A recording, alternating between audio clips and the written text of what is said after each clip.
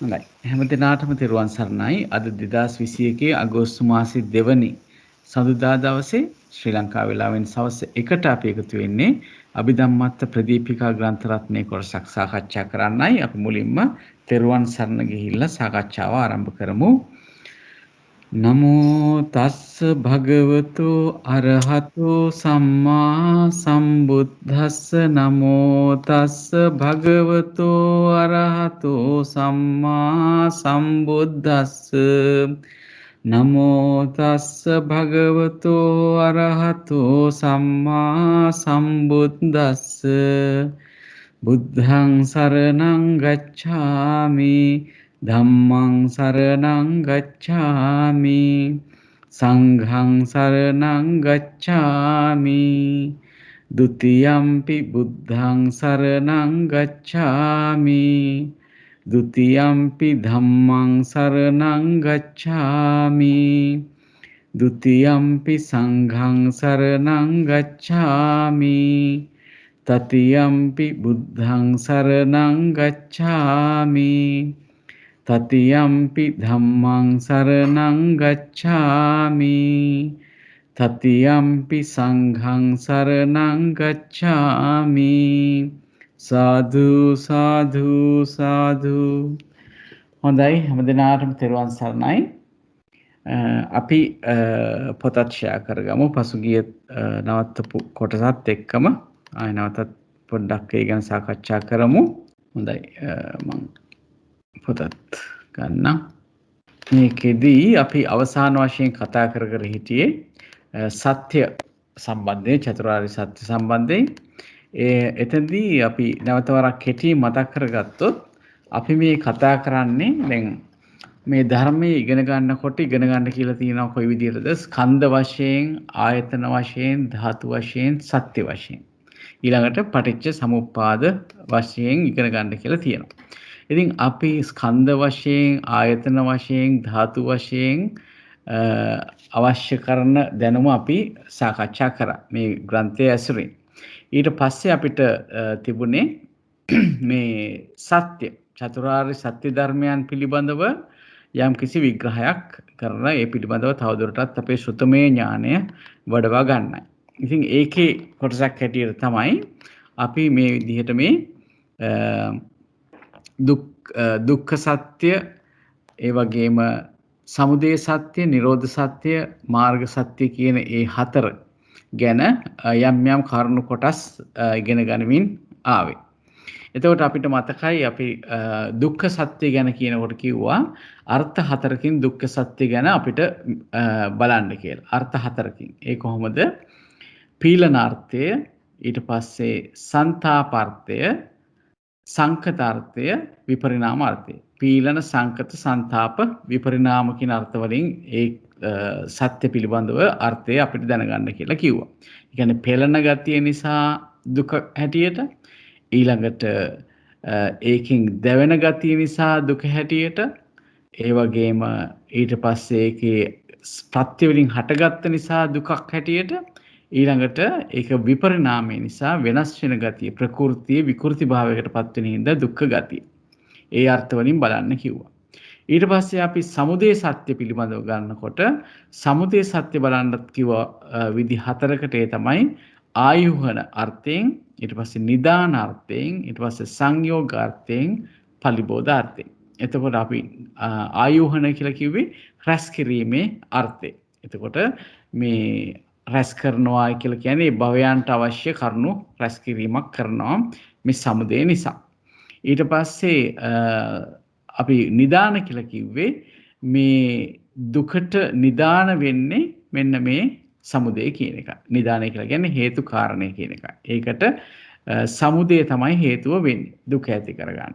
ඊළඟට සංයෝග කියලා කිව්වේ මේ සංසාරේ වටේ යොදවන නිසා මේ තෘෂ්ණාව කියන එකට අපි සමුදය සත්‍ය කියලා කිව්වා.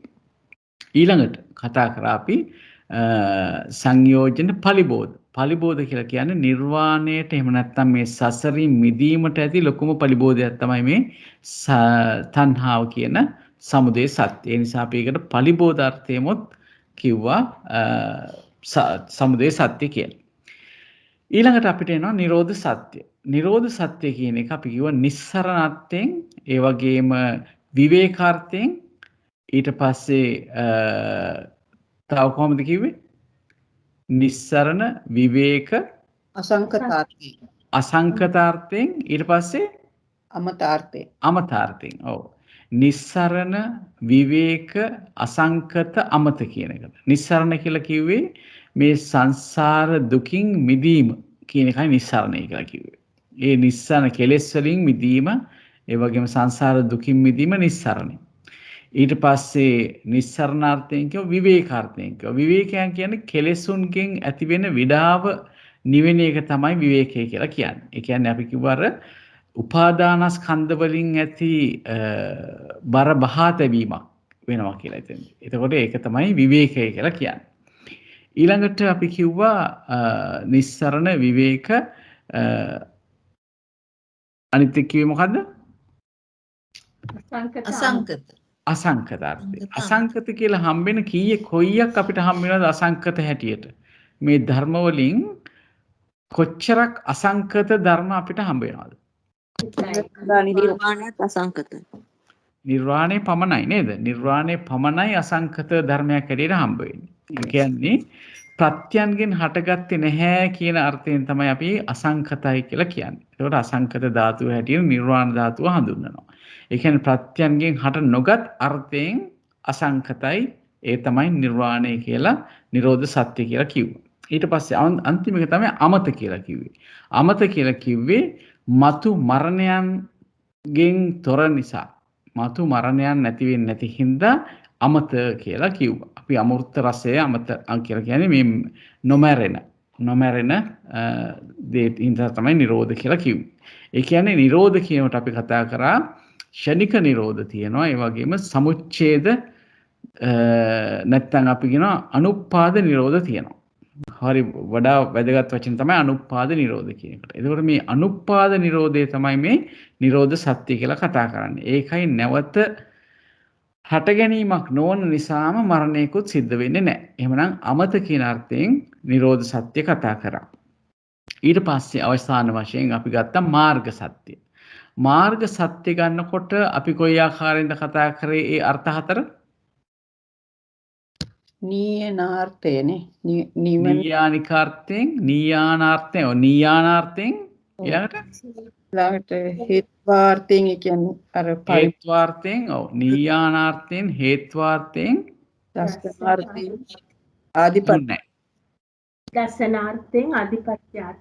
දස්සනාර්ථයෙන් ආධිපත්‍යාර්ථයෙන් නේද? එතකොට අපි දැන්ද නීයානාර්ථයෙන් කියලා කිව්වේ නිවනවට පමුණුවන කියන අර්ථයෙන් තමයි මේ මාර්ගය නිසා තමයි නිර්වාණය ලැබෙන්නේ නේද? නිරෝධය කියන ඵලය ලබන්න නම් ඒකට තියෙන හේතුව නැත්තම් මාර්ගය තමයි මේ මාර්ග සත්‍ය කියලා කියන්නේ. එහෙමනම් ඒක නිවනට පමුණුවන අර්ථයෙන් අපි නීයානාර්ථ කියලා කියනවා. ඊළඟට අපි කිව්වා හේත්වාර්ථයෙන්. හේත්වාර්ථයෙන් කියලා හේතු අර්ථයෙන්. මොකද්ද ඒක නිර්වාණය කියන ඵලය ඊට පස්සේ මාර්ග සත්‍ය කියන එක හේතුව. ඊළඟට අපි කතා කරා දස්සනාර්ථයෙන්. දස්සන කියලා කියන්නේ චතුරාර්ය සත්‍ය දැකීම කියන එකම දර්ශනාර්ථය. එහෙම නැත්නම් නිර්වාණය දැකීම, නිවන දැකීම තමයි එතන දස්සනාර්ථය කියලා කිව්වේ. ඊට පස්සේ ආධිපතේයාර්ථයෙන්. ආධිපතේයාර්ථයෙන් කියලා කියන්නේ එතන ආරම්මන අධිපති භාවයකින් ක්‍රියා කිරීම තමයි ආරම්මණය අධිපති කොට ගැනීමකින් ක්‍රියාත්මක වෙනවා. නිර්වාණය කියන අරමුණ නේද? ඒ වගේම අනිකුත් චිත්තචෛතසික ධර්මයනොත් මේ මාර්ගාංග 8 කියන එක නිර්වාණය නැත්තම් චතුරාර්ය සත්‍ය දර්ශනය සඳහා යොමු කරනවා. එතකොට අනිත් චෛතසික ධර්මයන්ටත් බලපෑමක් ඇති කරලා ඒ පැත්තට නිර්වාණය කියන එක දකින්න නැත්තම් නිර්වාණය ලබා ගැනීමට හේතුවක් වෙන්න ඒක ක්‍රියාත්මක වෙනවා. ඒ නිසා ඒ අර්ථ වලින් අපි ඒව දැනගත්තා. ඊට පස්සේ අපි අවසානයේ කතා කරේ තවදුරටත් මේක බලනකොට මේ දුක්ඛ සත්‍ය කියන එක බලන්න කිව්වා අපිට කොයි ආකාරයෙන්ද අපි කිව්වේ අර දුක වන නමුත් මෙන්න මේක නේද මේ ටික අපි ඊට පස්සේ චතුෂ්ක වශයෙන් හඳුනා ගැනීම තමයි අපි අවසාන වශයෙන් කතා කරේ. එතනදී අපි කතා කරා දුක්ඛ සත්‍ය පිළිබඳව ණය හතරක්. ණය කියලා කියන්නේ මොකද්ද? න්‍යායද? න්‍යාය. හරි. ණය කියලා කියන්නේ න්‍යාය. එතකොට ඒ න්‍යාය හතරකින් දුක්ඛ සත්‍ය පිළිබඳව බලන්න කියලා කියනවා. ඒ කොහොමද? පළවෙනි එක තමයි ආර්ය සත්‍ය නො වූ දුක්ඛය. ආර්ය සත්‍ය නො වූ දුක්ඛය. ඊළඟට දුක නො වූ ආර්ය සත්‍ය. දුක නොවිච්ච ආර්ය සත්‍ය. ඊළඟට දුක් වූද ආර්ය සත්‍ය වූද ධර්මයි. හරි යම් කිසි ධර්මයක් තියෙනවා ඒක දුකත් වෙනවා ආර්ය සත්‍යත් වෙනවා. ඊළඟට දුක් නො වූ ආර්ය සත්‍ය නො වූ ධර්මයි. දුකත් නෙවෙයි ආර්ය සත්‍යත් නෙවෙයි. එතනදී අපි පළවෙනියටම ගත්ත එක තමයි ආර්ය සත්‍ය නො වූ දුක්ඛය කියන එක. ඒක ගත්තේ කොහොමද අපි? අපි කිව්වේ මේ දැන් අපි හිතුවොත් අපි කියවනේ දුක කියලා කියනකොට අර පීලනාර්ථයක් ගැන කතා කරානේ. පීලනාර්ථය. පීලනාර්ථය කියන තැනදී අපි කතා කරා ඒ වගේම දැන් සංකතාර්ථය ගත්තොත් සංකතාර්ථය කියලා කියන්නේ ප්‍රත්‍යයන්ගෙන් හට ගැනීම. පීලනාර්ථය කියලා කියන්නේ පෙළෙන ගතිය. මොන වගේම පෙළෙන ගතියද? එකක් තමයි කායික දුක්ඛ, මානසික දුක්ඛ කියන ඒ ඇත්ත වශයෙන්ම කයට සිතට දැනෙන දුකින් පෙළෙන ගතිය. ඊට පස්සේ තව විදියකට අපි දුක්ඛය කියන එක සැලකුවා. ඒ තමයි උදයව්‍ය වශයෙන්, උදය වය වශයෙන් වෙන පෙළීමකුත් තියෙනවා. අන්න ඒකත් දුකටමයි ගන්න. උදේ වය කියලා කියන්නේ යම් දෙයක් හට ගන්නවා, හටගත්ත දෙයක පවතින බැරි ස්වභාවයක් තියෙනවනේ. ඒක වය වෙන ස්වභාවයක්. අන්න ඒ දෙක ඇසුරින් අපි දුක කියන එකත් මතු කරලා කිව්වා. ඒක තමයි දුක්ඛ ලක්ෂණය. එතකොට අන්න ඒ පැත්තෙන් බලනකොට මේ මාර්ග අංග කියලා කිව්වේ සම්මා දිට්ඨි, සම්මා සංකප්ප, සම්මා වාචා, සම්මා කම්මන්ත, සම්මා ආජීව, සම්මා වායාම, සම්මා සති, සම්මා සමාධි කියන ඒ අංග 8. ඒ අංග 8ත් එක්ක එකටම හටගෙන එකටම නිරෝධ වෙන එකම අරමුණ අරගෙන ඇතිවන ඒ ධර්ම ගත්තාම ඒ වගේම ඒක වත්තුක කියලා කියන්නේ ඒ හටගන්න ඒ චිත්තචෛතසික ධර්මයෝ හටගන්නේ එකම ස්ථානයක් පිහිටලා. අපි වත්තු ගැන ඉගෙන ගන්නකොට අපිට කිව්වා චක්කු වත්තු, සෝත වත්තු, ගාන වත්තු, ජීවහා වත්තු, කාය වත්තු, හදේ වත්තු කියලා ඒ වත්තු 6ක් ගැන. වස්තු කියලා සිංහලෙන් කියනවා. වත්තු කියලා කියනවා පාලියෙන්. ඒ වත්තු වල තමයි මේ චිත්ත චෛතසික ධර්මයෝ හටගන්නේ. විශේෂයෙන් පංචවෝකාර භූමිය ගත්තාම ඒ පංචවෝකාර කියලා කිව්ව ස්කන්ධ පහක් නිසා රූප, වේදනා, සංඥා, සංකාර, විඥාන කියන ඒ ස්කන්ධ පහම තියෙන භූමියක ගත්තාම චක්කු විඥානය ඇති වෙන තැන තමයි චක්කු වත්තුව කියලා කිව්වෙම නැත්නම් චක්කු ප්‍රසාදේ. සෝත විඥානය ඇති වෙන තැන තමයි සෝත ප්‍රසාදේ. ඊට පස්සේ ගාන විඥානය ඇති වෙන තැන තමයි ගාන ප්‍රසාදේ. ඊට පස්සේ જીවහා විඥානය ඇති වෙන තැන තමයි જીවහා ප්‍රසාදේ. කාය විඥානය ඇති වෙන්නේ කාය ප්‍රසාදේ. ඊට පස්සේ මනෝ විඥාන කියනවා ඇති වෙන්නේ හදේ වත්තු රූපය ඇසුරු කොටගෙන. ඉතින් ඒකයි අපි වත්තු කියලා කිව්වේ. ඒක වත්තුක කියලා කියන්නේ චක්කු විඥානය ඇති වෙනකොට ඒ චක්කු විඥාණයට අයිති වෙච්ච චෛතසික ධර්මයනොත් ඇති වෙන්නේ එකටම ඇති වෙන්නේ. ඒක උපාද. එකට ඇති වෙනවා, ඒක නිරෝධ. එකටම නිරෝධ වෙනවා. එකම අරමුණක් අරගෙන තමයි ඇති වෙන්නේ. සිතෙන් ගන්න අරමුණම තමයි චෛතසික වලිමුත් ගන්න. ඒක ආරම්මන. ඒක වත්තුක කියලා කිව්වේ.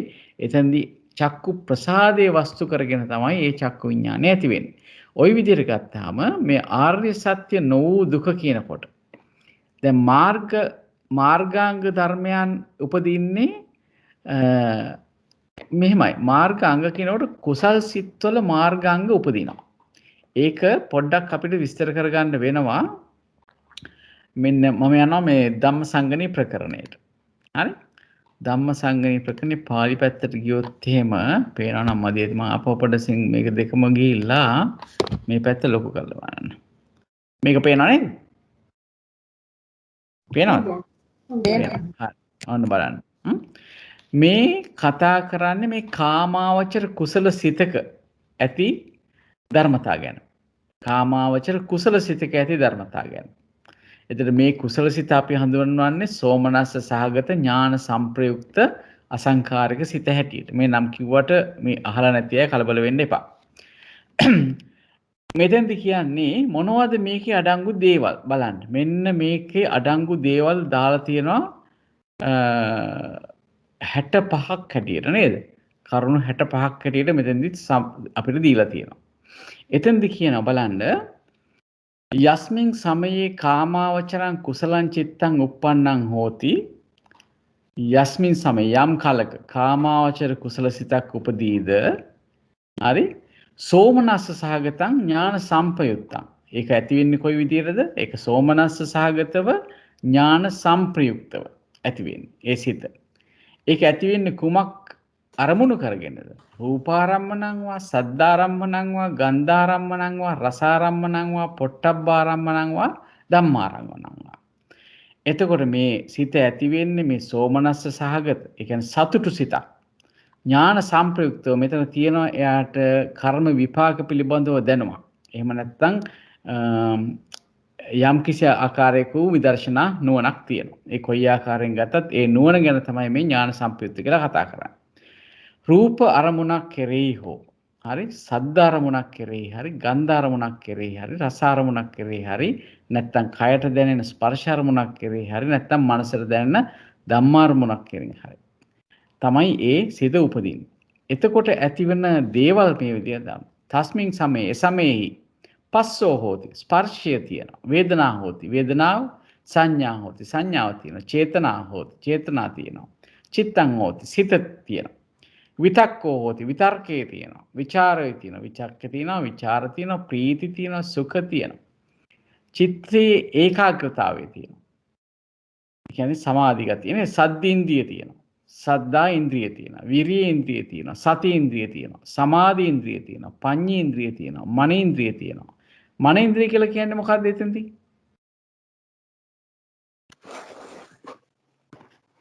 මොකක්ද මන ඉන්ද්‍රිය කියලා කියන්නේ සිතම මන ඉන්ද්‍රියයි නේද බොහොම හොඳයි සිතම මන මෙතන චිත්තං හෝති කියලා කියන්නේ සිත ඒක නැවත වරක් කියනවා මන ඉන්ද්‍රියන් කියලා කියනවා ඉන්ද්‍රිය ධර්මයක් හැටියට මන ඉන්ද්‍රිය කියනවා දැන් මෙතන ඉන්ද්‍රිය ධර්ම තියෙනවා කීයද සද්දා විරිය සති සමාධි ප්‍රඥා මන ඉන්ද්‍රිය ඊනට සෝමනස්ස ඉන්ද්‍රිය ජීවිත ඉන්ද්‍රිය කියලා ඔන්න ඔය විදිහට මේ ඉන්ද්‍රිය ධර්ම ගැන කියලා තියෙනවා ඊට පස්සේ බලන්න මොනවද තියෙන්නේ සම්මා දිට්ඨි හෝති ඇයි මේ සම්මා දිට්ඨි හෝති කියලා කිව්වේ මේ කාමාවචර කුසල සිතක් ගැන කියන්නේ යම් කෙනෙක් මලක් පහනක් පූජා කරන්නකොට වෙන්න පුළුවන් දානයක් දෙනකොට වෙන්න පුළුවන් වෙනත් ඕනෑම ලෞකික කුසල කර්මයක් කරනකොට ඇතිවෙන සිතේ ස්වභාවය ගැනයි මේ කියන්නේ.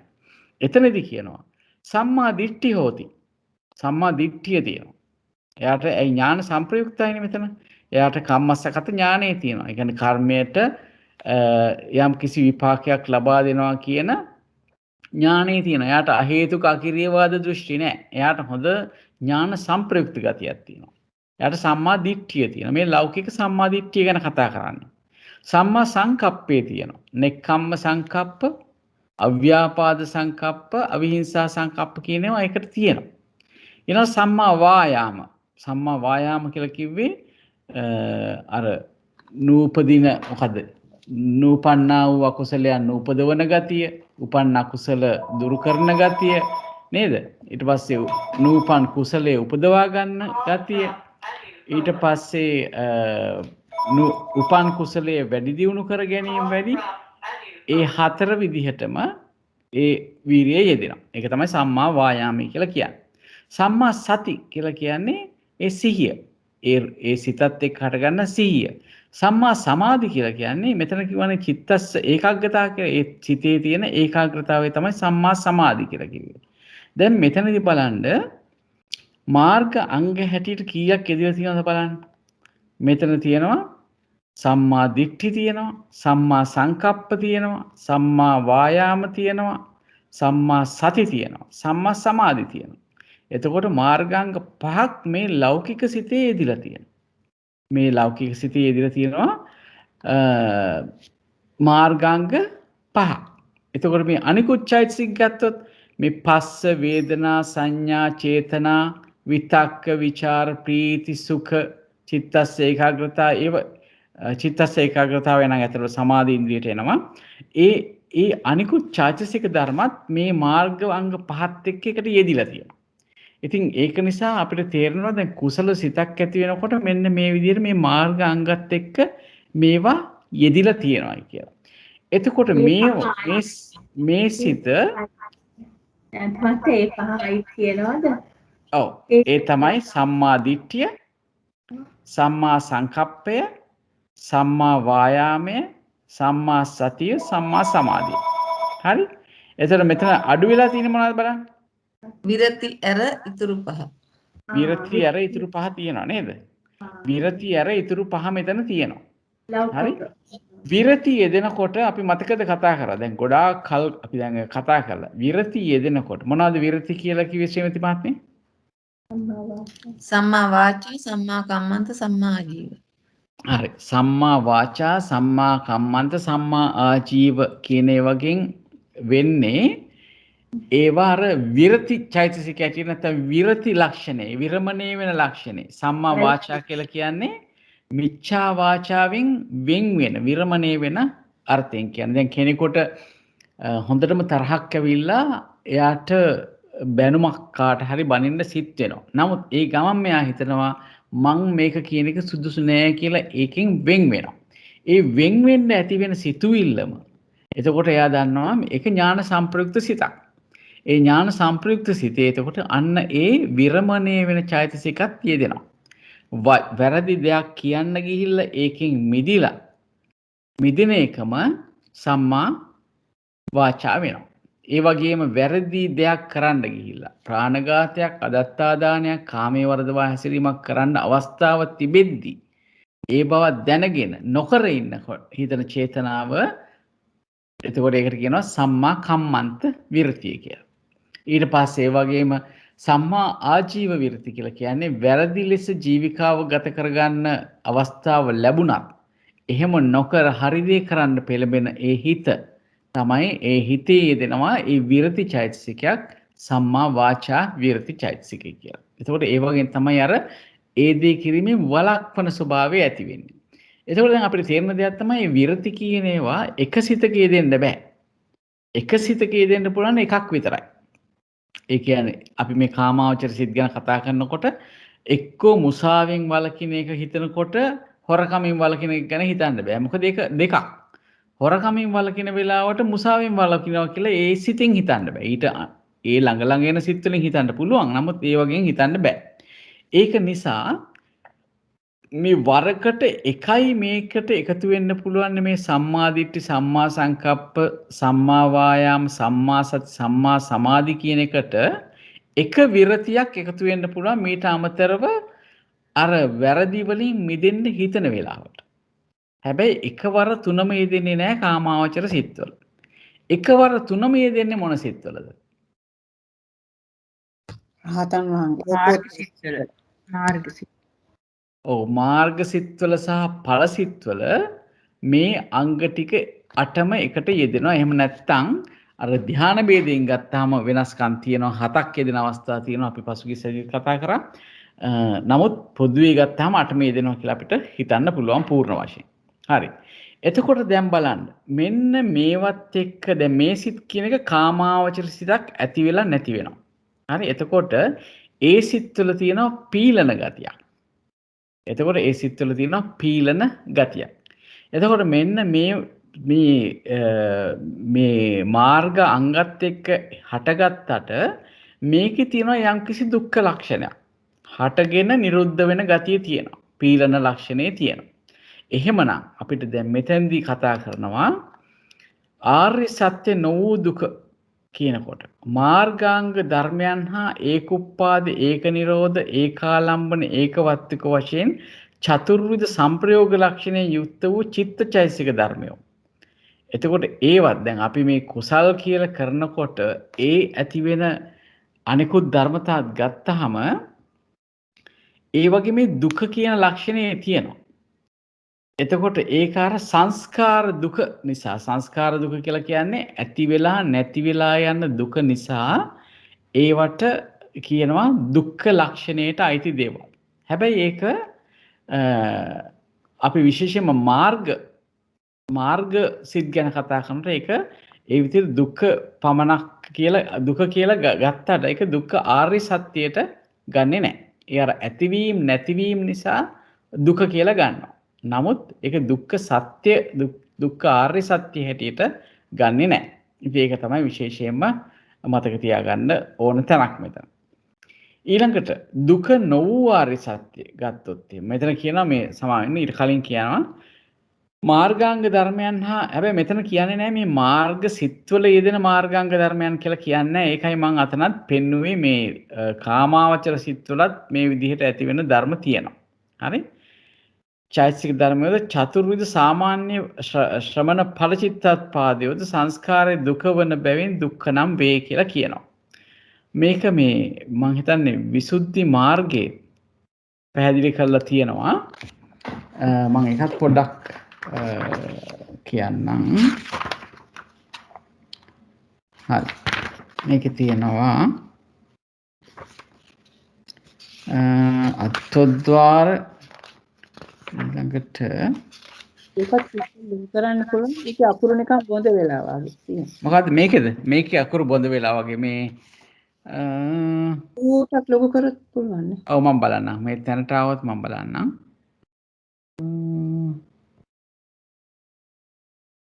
මේක ගත්තා ඉස්සල්ලා මේ අනිත් පොතේ නම් ගත්තා මගේ මේක හැබැයි නෑ වගේ. මේකේ නෑ වගේ. මේකේ මම තියෙන එක කියන්නම්. මේ මෙන්න මෙහෙම විදියට තියෙන්නේ. මේක තියනවා මම කියන්නේ.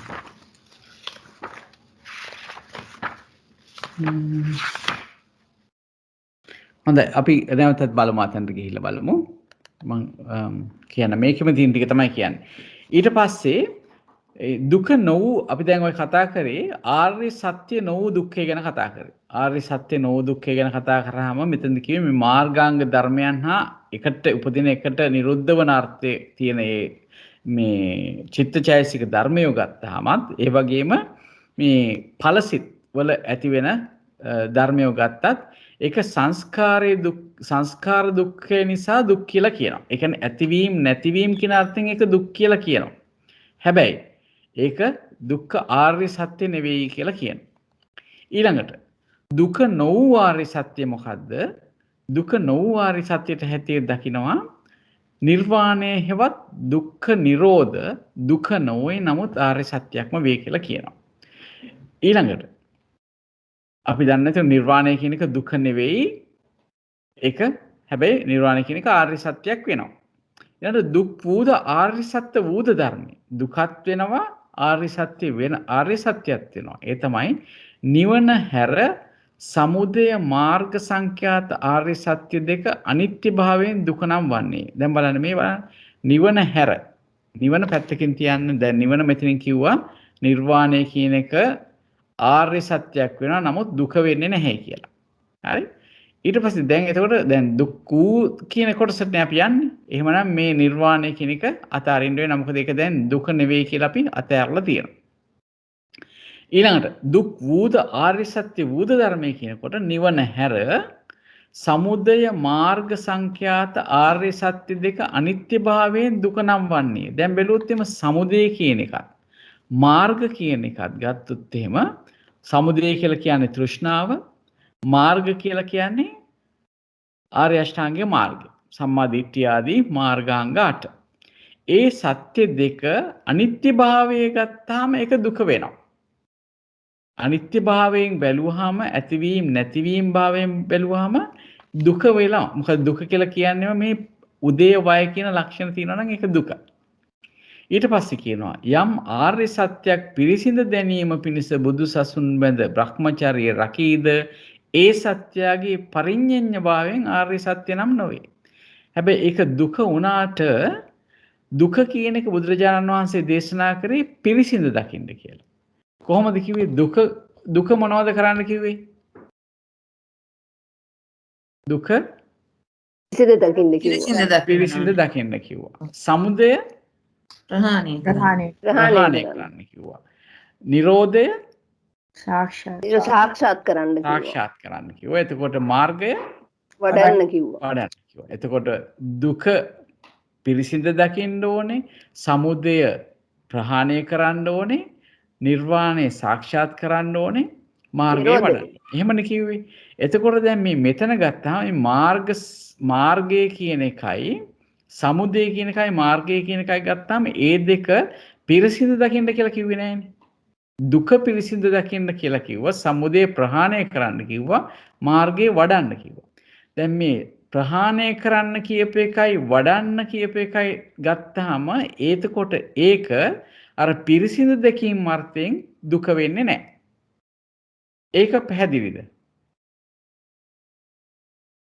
එතකොට ඒක දුක්ඛාරය සත්‍ය වෙන්නේ නැහැ. හරි හරි. ඒකයි ඒක අයින් වෙන්නේ නේද? ඒකයි අයින් වෙන්නේ. දුක්ඛාරය සත්‍ය කියන එක පිරිසිඳ දකින්න ඕන නේද?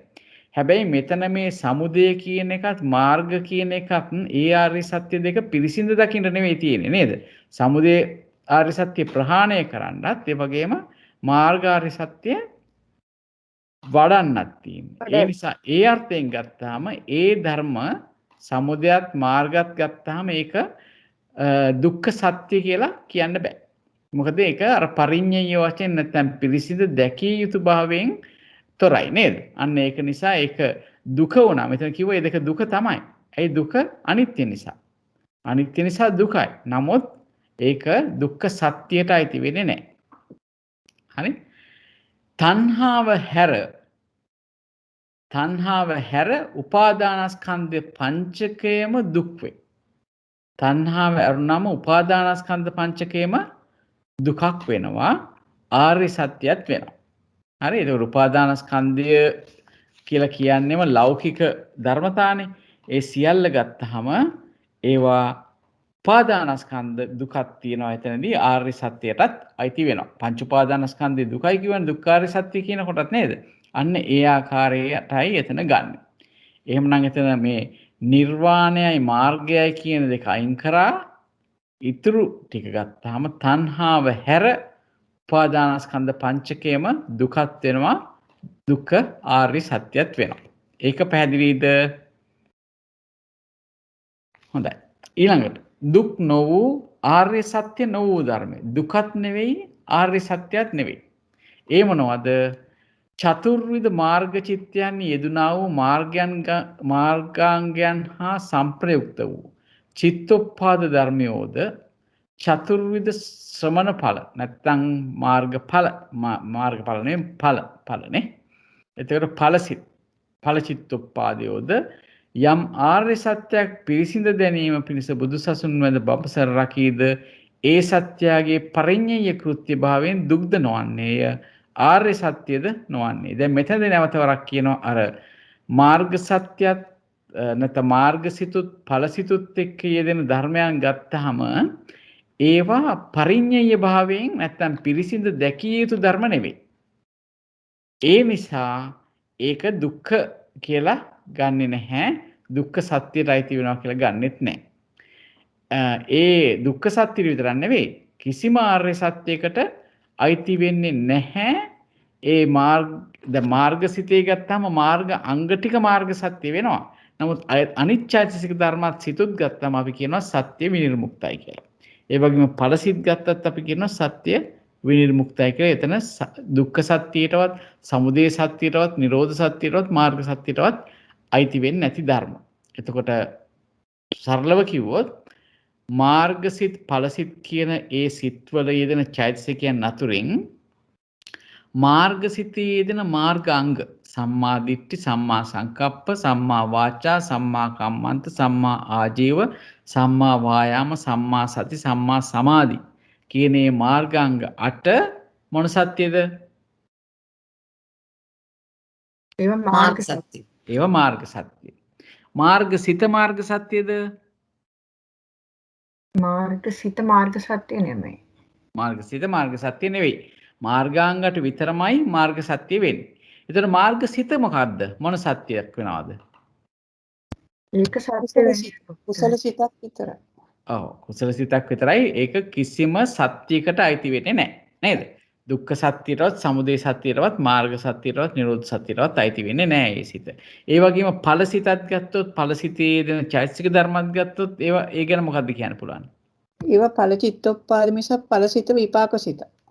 ඔව් එතකොට සත්‍ය පැත්තෙන් ගත්තොත් විනිර්මුක්තයි. ඔව් සත්‍ය වලින් විනිර්මුක්තයි කියනවා. කිසිම සත්‍යයකට අයිති වෙන්නේ නැහැ. එහෙනම් දුකත් නො වූ ආර්ය සත්‍යත් නො වූ ධර්ම ගන්නකොට අපිට ගන්න වෙන්නේ මාර්ගසිත සහ චෛතසික ගත්තාම මාර්ගාංග හැර ඉතුරු චිත්තචෛතසික ධර්ම ටික අපි ඒවට කියනවා චිත්තුප්පාද කියලා. ඒවා සත්‍ය විනිර්මුක්තයි. ඊළඟට ඵලසිත සහ ඒ චෛතසික ධර්ම ගත්තත් අපි ඒවට කියනවා ඵල චිත්තුප්පාද කියලා. සිතත් සහ සිතහා උපදින.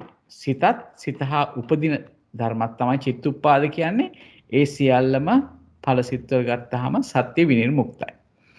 ඔන්න ওই විදිහට තමයි මේ දුක්ඛ සත්‍ය ගැන කතා කරන්නේ. ඊළඟට ඒ පිළිබඳව මොන ප්‍රශ්න තියෙනවද?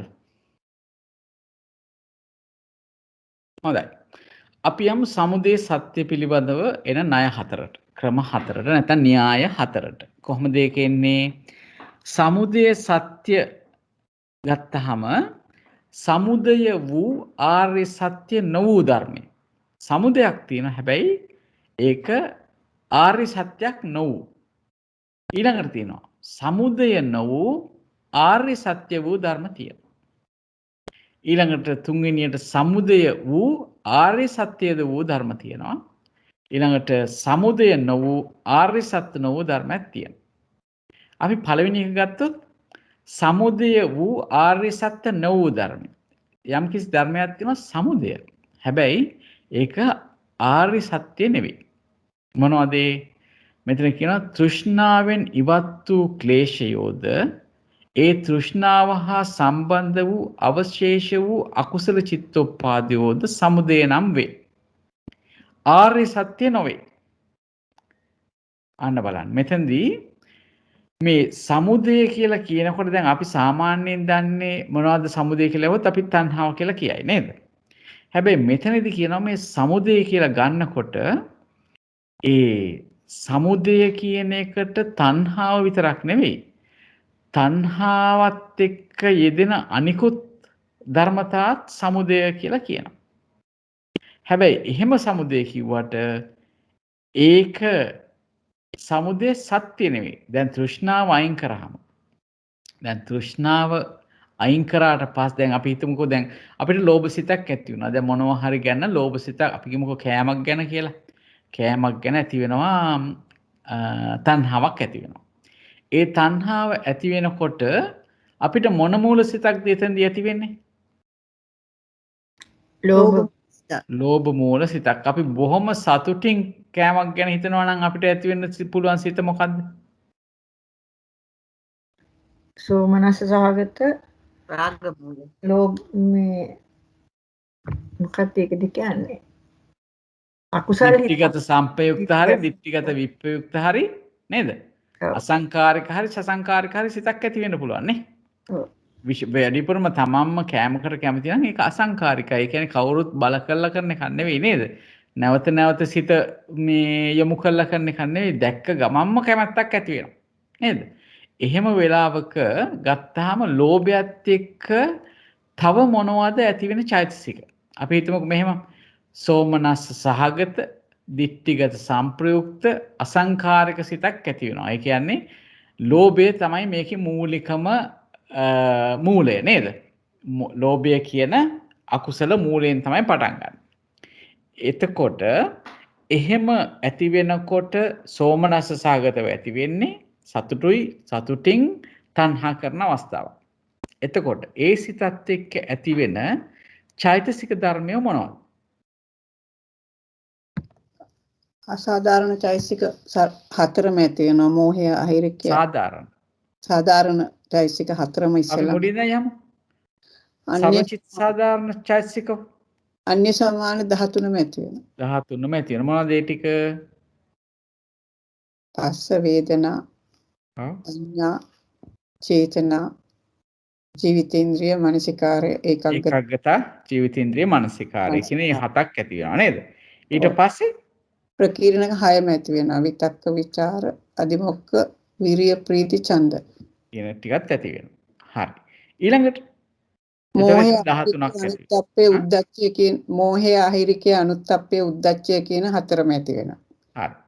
ඊළඟට ඇති වෙනවා ලෝභයයි ඒ ටික නම් ලෝභයයි ලෝභ ත්‍රිකයෙන් කීයක් ඇති වෙනවද?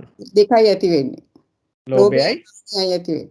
ලෝභයයි ditthiyයි. හරි. ලෝභය ඇති වෙන්නේ. හරි. ඒ ටික තමයි ඇති වෙන්නේ නේද?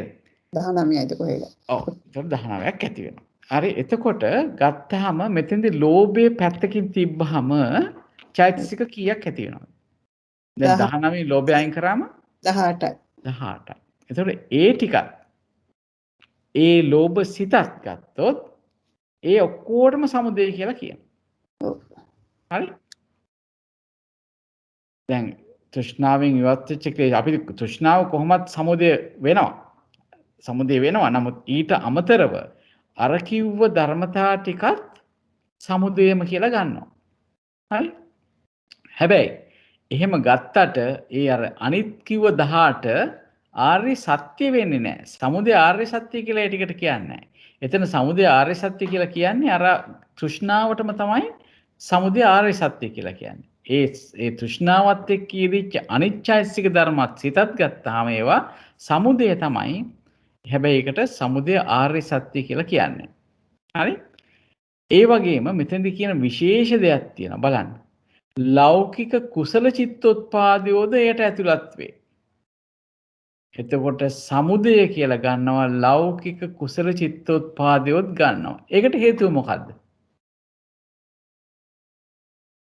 විතක්ක ਵਿਚාරෙහි මේකෙත් එනවා. ඒක ඔව් නෑයි ලෞකික කුසල චිත්තෝත්පාදයෝ ගන්නේ ඇයි සමුදය කියලා. ඒවා කුසල අකුසල සිත් දෙකේම යෙදෙන ඒවා තියෙනවානේ. ප්‍රකීර්ණක ගොඩේ. නෑ ප්‍රකීර්ණක ගන්න නෙමෙයි මේ කියන්නේ. ලෞකික කුසල චිත්තෝත්පාදයෝ කියමු කුසල් සිත් සහ කුසල චෛතසික. ඒ හට ගන්නවා හට ගන්න අර්ථයෙන්. අන්න හරි. දැන් අපි කියනවා නේද අකුසල් කරත් කුසල් කරත් ඒක මොකද්ද වෙන්නේ? සංසාරේ විපාක ගෙන දෙන්න උදව් වෙනවානේ. ඔව් අවිද්‍යාවච්ඡ සංඛාර. දැන් සුගතියක ඉපදීම සඳහා අවසානයේට බලපාන්නේ මොකද්ද? කුසල කර්මයක්ද අකුසල කර්මයක්ද? කුසල කර්මයක්. ඒ කියන්නේ ජාතිය ගෙනත් දෙන්න බලපාන දෙයක් තමයි මේ කුසල කර්මය කියන්නේ. ඒක හොඳයි. අකුසල කර්මයට වඩා ගොඩක් හොඳයි. සුගතියක ඉපදීම අනිවාර්යයෙන්ම මේ දුගතියක ඉපදීමට වඩා අති විශේෂයෙන් හොඳයිනේ. එතකොට මේ බුද්ධ ශාසන හම්බ වෙන්නේ මේ මාර්ගය වඩන්න පුළුවන් වෙන්නේ සේරම වෙන්නේ එතන නේද? නමුත් ඇත්තටම බැලුවහම මේ කුසල චිත්තෝපාදය ගත්තොත් ඒවත් දුකට හේතුවක් වෙනවානේ. නැවත ස්කන්ධ හට ගැනීමට හේතුවක් වෙනවා කියනකොට දුකට හේතුවක් වෙනවා කියන එක නේද වෙන්නේ. අන්න ඒ අර්ථයෙන් ගත්තාම මේ කුසල චිත්තෝත්පාදයොත් සමුදය සත්‍යයටම අයිති වෙනවා. ඒක පැහැදිලිද? පැහැදිලි. පැහැදිලි. ඔව්. අන්න ඒ අර්ථයෙන් තමයි හිතන ගන්න. කොහොම කාමාවචර කුසල්ද? ඔව් මේකයි කාමාවචර විතක් නෙවෙයි. කාමාවචර, රූපාවචර, අරූපාවචර කියන හැම කුසල් චිත්තෝපාදයක් ගත්තාම චිත්තෝපාද කියලා ගන්න සිත් සහ චෛතසික. ඒ හැම එකක්ම මේ සමුදය සත්‍යයට නෙවෙයි සමුදය කියලා ගන්නවා. සමුදය කියලා ගන්නවා. හරි? සමුදය සත්‍ය නෙවෙයි සමුදය හැටියට ගන්නවා. එතකොට තෘෂ්ණාව ඇර අනිකුත් ධර්ම ගත්තාම ඒ සියල්ල ගත්තාම ලෞකික ධර්ම ගත්තාම ලෝකෝත්තර ධර්ම නෙවෙයි ලෞකික ධර්ම ගත්තාම ඒවා සමුදය වෙනවා. හැබැයි සමුදය ආර්ය සත්‍ය වෙන්නේ නැහැ. හොඳයි. ඒක පැහැදිලි කියලා කුසල් කරන්න තියෙන තණ්හාව කියලා වගේ නේද? කුසල් කරන්න තියෙන කැමතිනේ අපි ඒකද? ආයි කියන්නේ අපි පින් කරන්න කුසල් කරන්න කැමතිනේ. එතකොට ඒකත් ඒ තෘෂ්ණාවට ඇතුලේ දුක තියෙනවා කියලානේ කියන්නේ. එහෙම. හැබැයි මෙහෙම එකක් තියෙනවා. පින් කරන්න කැමති කියන එක වැටෙන්නේ මොකක් යටතේද? තණ්හාව යටතේද නැත්නම් ඡන්දය යටතේද? ඡන්දයට. කුසල ඡන්දය. ඒක ඡන්දය. ඒකට අපි කියනවා කුසල ඡන්දය. නැත්නම් ඔක විශේෂයෙන්ම නිර්වාණ මාර්ගයට නැත්නම් නිර්වාණය ලබා ගැනීමේ ඇති ඡන්දයට අපි කියනවා කත්තුකම්මිතා කුසල ඡන්දය කියලා. හරි? එතකොට ඒක වැටෙන්නේ ඡන්දය යටතට. ඒක තෘෂ්ණාව යටතට නෙවෙයි. නිවනට කවුරුත් තණ්හා කරන්න බෑ. දැන් පින් කරන්නේ අපි මේ පින් කරන්නේ අපි ඥාන සංප්‍රයුක්තව පින් කරනවා. ඒ කියන්නේ අපි දන්නවා පින කියන එකට අදාළ වෙච්ච සැප විපාක. එහෙමත් නැත්නම් හොඳ විපාක ගෙනත් දෙන හින්දා ඒ වගේම හොඳ ඒ කියන්නේ සුගතිවල ඉපදීමට නැත්නම් සුගතිවල ප්‍රතිසන්දි ගන්න උදව් කරන නිසා අපි කුසල ධර්ම කරනවා. එක පැත්තකින්. ඒ කරනකොටත් අපි නිවන් ප්‍රාර්ථනා කළා නම් ඒ කුසල ධර්ම කරන්නේ ඒක නිවනටත් උපනිශ්‍රයක් වෙනවා. දැන් කෙනෙකුට කුසලයක් කරන්න පුළුවන් දිව්‍ය ලෝකෙ උපදින්න කියලා. ඒක භව තෘෂ්ණාව පසුබිමින් තියෙන කුසලයක්. එතන භව තෘෂ්ණාව කියන එක පසුබිමින් තියෙනවා. නමුත් ඒ කුසල සිතේ දෙන්නේ දුරින් සම්බන්ධ වෙනවා. නමුත් ඒ සිත ගත්තොත් කුසලයක් කරනකොට අකුසල නැති හින්දා ඒ සිතේ එතනදී තෘෂ්ණාවක් නැහැ. කුසලයේ කරන මොහොතේ තෘෂ්ණාවක් නැහැ. නමුත් අර පිටින් නැත්තම් මූලික තල්ලුව එන්න පුළුවන් ඒ ලෝභය නිසා. ඒ භව තෘෂ්ණාව නිසා එන්න පුළුවන්. පැහැදිලි නේද ඒක? ඔව් පැහැදිලි දැන් ඔව්. ජයන්ත මහත්තයා කියන්නේ. මට හිතුනේ දැන් නිර්වාණ අවබෝධය කරන්න නම් හේතුක ප්‍රතිසන්දිකව සුගතියකම උපදින්න ඕනනේ. අනිවාර්යයෙන්ම. ඉතින් ඒක නිසා කුසල් කරන්න ඕනේ. අපි අර දස කුසල කර්මවල ඉඳලා දාන සීල භාවනා වශයෙන් මාර්ගයටපත් වෙන්න ඕනේ නේද? පත් වෙන්න ඕනේ අනිවාර්යයෙන්. මේක ලොකුම දෙයක්. ඒක ඇත්තටම මේ ත්‍රි හේතුකව උපදිනවා කියලා ඥාන සංප්‍රයුක්තව උපදිනවා කියන එක මේ ධහම තුල කියනවා තේරවාද ධර්මයේ තුල අත්‍යවශ්‍ය කාරණයක් මාර්ගඵල ලබා ගැනීම සඳහා. ඒ වගේම උත්තරී මනුස්ස ධර්ම ලබා ගැනීම සඳහා මොනවද උත්තරී මනුස්ස ධර්ම කියලා කියන්නේ? ධ්‍යාන මාර්ගඵල. ධ්‍යාන මාර්ගඵල. ඒව ලබා ගන්න අනිවාර්යයෙන්ම ත්‍රි හේතුකව උපදින්න ඕනේ ඥාන සංප්‍රයුක්තව උපදින්න ඕනේ කියලා නේද? එතකොට ඒකට බොහෝම උපකාරී වෙනවා ශ්‍රීමති මහත්මිය කිව්වා වගේ මේ කුසල ධර්ම. ඉතින් ඒක කරන්නේ කුසල ඡන්දය ඇති කරගන්න ඕනේ ඒ සඳහා. ඒතර කුසල් කරන හැම කුසලයක්ම අනිත්‍යයට හැරෙලා අනිත්‍ය දුක්ඛයට හැරෙවුවාම නිවන අරමුණු කරනවා වගේ වෙනවා. එහෙම නේද ජයන්ත මහත්තයා? එතකොට එතෙන්දී අපි කරන හැම කුසලයක්ම අපි හැරෙවොත් විදර්ශනාවට එතෙන්දී විදර්ශනා කුසලය සිද්ධ වෙනවා. එතකොට ප්‍රඥාවේ වැඩිමක් සිද්ධ වෙනවා. ප්‍රඥා ඉන්ද්‍රිය ඒක නිවනට නෙමෙයිද?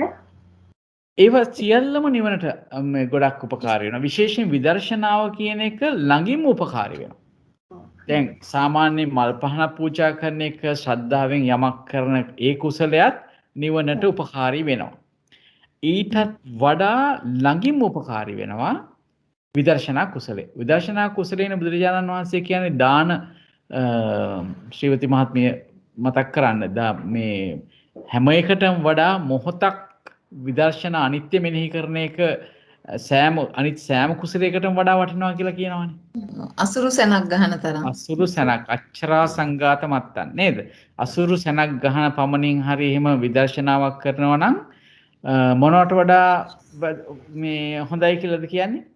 හොඳයි කියන්නේ මුළු ලෝකේ පුරාම ආසන පනවලා බුදුපසේ බුදු මහරහතන් වහන්සේලාට දෙන දානයකට වඩා වටිනවා කියනවා. අන්න බලන්න. ඉතින් ඒකට ඒ මොකක්ද එතකොට ප්‍රඥා එතකොට අර අපි කිව්වේ මේ ප්‍රඥා පාරමිතාව සම්පූර්ණ වෙන තැනක් එතන නේද? ටිකෙන් ටික ප්‍රඥා පාරමිතාව සම්පූර්ණ වෙන තැන. ඉතින් ඒක ඊටාත්ම වැදගත් තැනක්.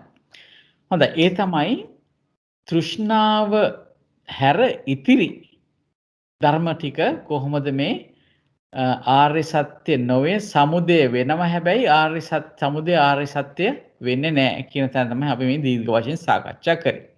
ඊළඟ කොටස තමයි සමුදය නො වූ ආර්ය සත්‍ය. සමුදය නෙවෙයි හැබැයි වෙනත් විදිහකට ආර්ය සත්‍යයක් වෙනවා. ඒ මොනවද?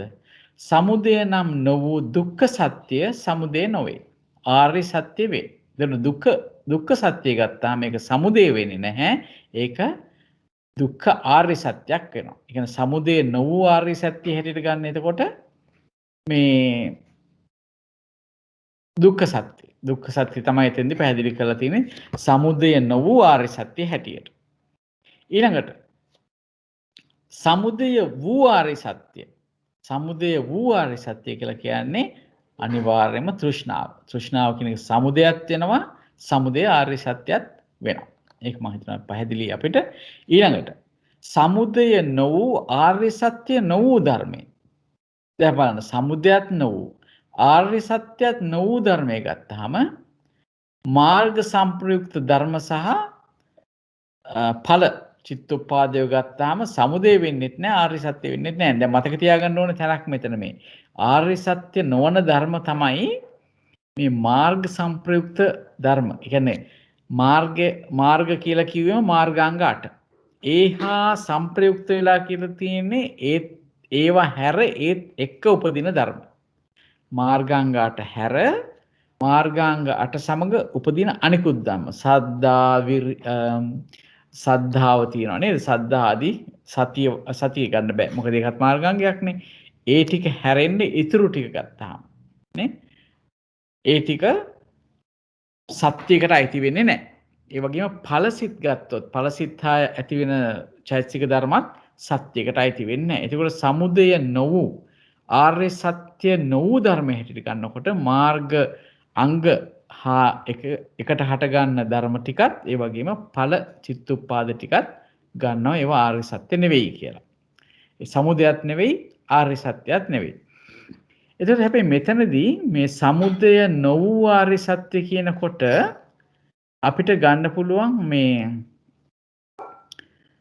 නිරෝධ මාර්ග කියන දෙකත් ඇත්තට මෙතන ගන්න පුළුවන්. ඒක තමයි ආතහන හැදුවේ ඇයි ඒක අරන් නැත්තේ කියලා. ඒ දෙක අරන් නැත්තේ. ඒක තමයි මහත්තයා ගන්න පුළුවන් නේද? ඒ ටිකත් ගන්න පුළුවන් මෙතන. සමුදය නොවූ ආර්ය සත්‍ය කියලා ගත්තාම අපිට ගන්න පුළුවන් එතනදී මාර්ගයත් ගන්න පුළුවන් නිරෝධයත් ගන්න පුළුවන්. හොඳයි. ඊළඟට නිරෝධ සත්‍ය. නිරෝධ සත්‍ය කියලා ගත්තාම එතනදී කාරණා හතරක් අපිට පෙන්නනවා. නිරෝධය වූ ආර්ය සත්‍ය නොවූ ධර්මය. නිරෝධය වෙනවා හැබැයි නිරෝධ ආර්ය සත්‍ය නෙවෙයි. නිරෝධය නොවූ ආර්ය සත්‍ය වන ධර්මය. නිරෝධය නෙවෙයි හැබැයි ආර්ය සත්‍ය. ඊළඟට නිරෝධය වූ ආර්ය සත්‍ය වූ නිරෝධයත් වෙනවා නිරෝධ ආර්ය සත්‍යත් වෙන ධර්මය තමයි තුන්වෙනියට පෙන්නලා තියෙන්නේ. ඊළඟට නිරෝධය නොවූ ආර්ය සත්‍ය නොවූ ධර්මය. දැන් මතකයෙන් කියන්න පුළුවන් නිරෝධය නොවූ ආර්ය සත්‍ය නොවූ ධර්මය කියලා කියන්නේ මොනවද කියලා හතරවෙනි එක. කුමක් විය යුතුද? අර වගේ මාර්ග ඔව් ඵලවල යෙදිච්ච අර මාර්ගාංග 8 ඇරුණාම අනිත් ධර්ම වෙන්න ඕනේ. අන්න හරි. ඒ කියන්නේ මාර්ගසිත ගත්තොත් මාර්ගාංග 8 හැර ඉතිරි චෛතසික ධර්මත් ඒ මාර්ගසිතත් ගත්තාම ඒක සත්‍යයකට අයිති වෙන්නේ නැහැ. නිරෝධයත් නෙවෙයි සත්‍යකුත් නෙවෙයි නේද? ඵලචිත්තෝපාද ගත්තොත් ඒ ටිකත් නිරෝධයත් නෙවෙයි ආර්ය සත්‍යකුත් නෙවෙයි. හතරවෙනි එක නේද ඒක? හොඳයි. පළවෙනි එක අපි ගමුකෝ. නිරෝධය වූ ආර්ය සත්‍ය නොවූ ධර්මය. දැන් මෙතනදී ඔන්න හොඳ පැහැදිලි කිරීමක් කරනවා. මේක පරිස්සමෙන් අහගන්න. නිරෝධය වූ ආර්ය සත්‍ය නොවූ ධර්මය. අපි මේ නිරෝධය කියන එක කොයි විදිහට කියන්නේ? නිරෝධයට වෙන වචනයක් කියන්නේ? නිවන. හරි. නෑ අපි සාමාන්‍ය ඒක ලෝකෝත්තර හැටියට ගත්තාම නිවන කියලා අපි කියනවා. වෙන නිරෝධ තියනවාද? ඒ කියන්නේ භංගය නැතිවීම. ඔව් නිරෝධය අපි නිරුද්ධ වෙනවා කියලා කියන්නේ නේද? නිරුද්ධ වෙනවා. නිරුද්ධ වෙනවා කියනවා. එතකොට දැන් අපි හිතුවොත් එහෙම දැන් අපි හිතනකො දැන් ඇසෙන් ඇස උපකාර කළ රූපයක් දකිනකොට චක්කු විඥානය ඇති වෙනවනේ. හරි? ඒ චක්කු විඥානය ඇති වෙනවා. අපි දන්නවා මේක වීති හැටේට ඇති වෙන්නේ. අපිට නමුත් මේ විදිහට කතා කරොත් ඊට පස්සේ අපි සද්දයක් අහනවා. සද්දයක් අහන වෙලාවේදී අර කලින් රූපේ බලන්න ඇති වෙච්ච චක්කු විඥාණයට මොකද වෙලා තියෙන්නේ? ඒක නිරුද්ධ වෙලා. ඒක නිරුද්ධ වෙලා තියෙනවා. දැන් සෝත විඥානයක් ඇති වෙලා තියෙනවානේ. දැන් ඒ සෝත විඥාණයෙන් අහලා ඊට පස්සේ අපිට ඇඟට මොකක් හරි රස්නයක් සීතලක් දැන්නොත් එතෙන්දී ඇති වෙන්නේ මොන විඥානයේද? කාය විඥානය. කාය විඥානය ඇති වෙච්ච වෙලාවේදී අර කලින් ඇති වෙච්ච සෝත විඥාණයට මොකද උනේ? ඒක නිරුද්ධ වුණා නේ. එතකොට අන්න ඒ පැත්තෙමුත් නිරුද්ධ වීමක් තියෙනවා, නිරෝධයක් තියෙනවා. හරි? ඒ වගේම දැන් අපි බලන්නකො දැන් අපි හිතමු අතක් උස්සනවා කියලා. හරි? අපි අතක් තියෙන තැනක ඉඳලා අතක් උස්සනවා. අපි අතක් උස්සන්න හේතු වෙන්නේ මොකද්ද? අතක් ඔසවන්න හේතු වෙන්නේ එතකොට සිත නේද? සිතෙන් තමයි කරන්නේ නේද? අත ඔසවීම කරන්නේ සිතින්. ඇයි සිතින් කියලා කියන්නේ? සිත නිසා හටගන්නවා මේ ඇතුළත වායෝ ධාතුවේ ක්‍රියාකාරීත්වයක් නේ. ඒක අපි හඳුන්වනවා චිත්ත කිරිය වායෝ ධාතුව කියලා. ඒ චිත්ත කිරිය වායෝ ධාතුවෙන් තමයි මේ අත සෙලවීම නැත්නම් අත එසවීම කියන එක කරන්නේ. අපි හිතුවොත් එහෙම කලින් තිබ්බ තැනට වඩා දැන් අත ඉස්සුවා. අත ඉස්සුවා කියනකොට අර අත පහළ තිබිදී තියෙන රූප ටිකට මොකද උනේ? නිරුද්ධ වුණා. ඒ ටික නිරුද්ධ වුණා. දැන් තියෙන්නේ ඔසෝප තැන තියෙන රූප ටික තමයි දැනට තියෙන්නේ. ඒකත් නිරුද්ධ වෙමින් හටගැනීමෙන් නිරුද්ධ වෙමින් පවතින රූප ටික. නේද? එහෙම බැලුවම මේ ස්කන්ධ කියනකොට නාම ධර්මත් රූප ධර්මත් කියනකොට නිතරම ෂණ වශයෙන් නිරුද්ධ වීමකට මේ එළඹෙන ධර්ම තමයි තියෙන්නේ.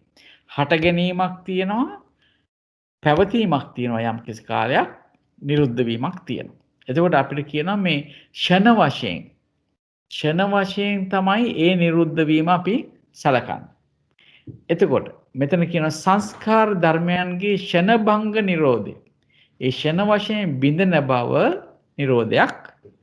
ඒ වගේම තව එකක් ගැන කියනවා. නිරෝධ සමාපත්තිය. මොකද්ද නිරෝධ සමාපත්තිය කියන්නේ?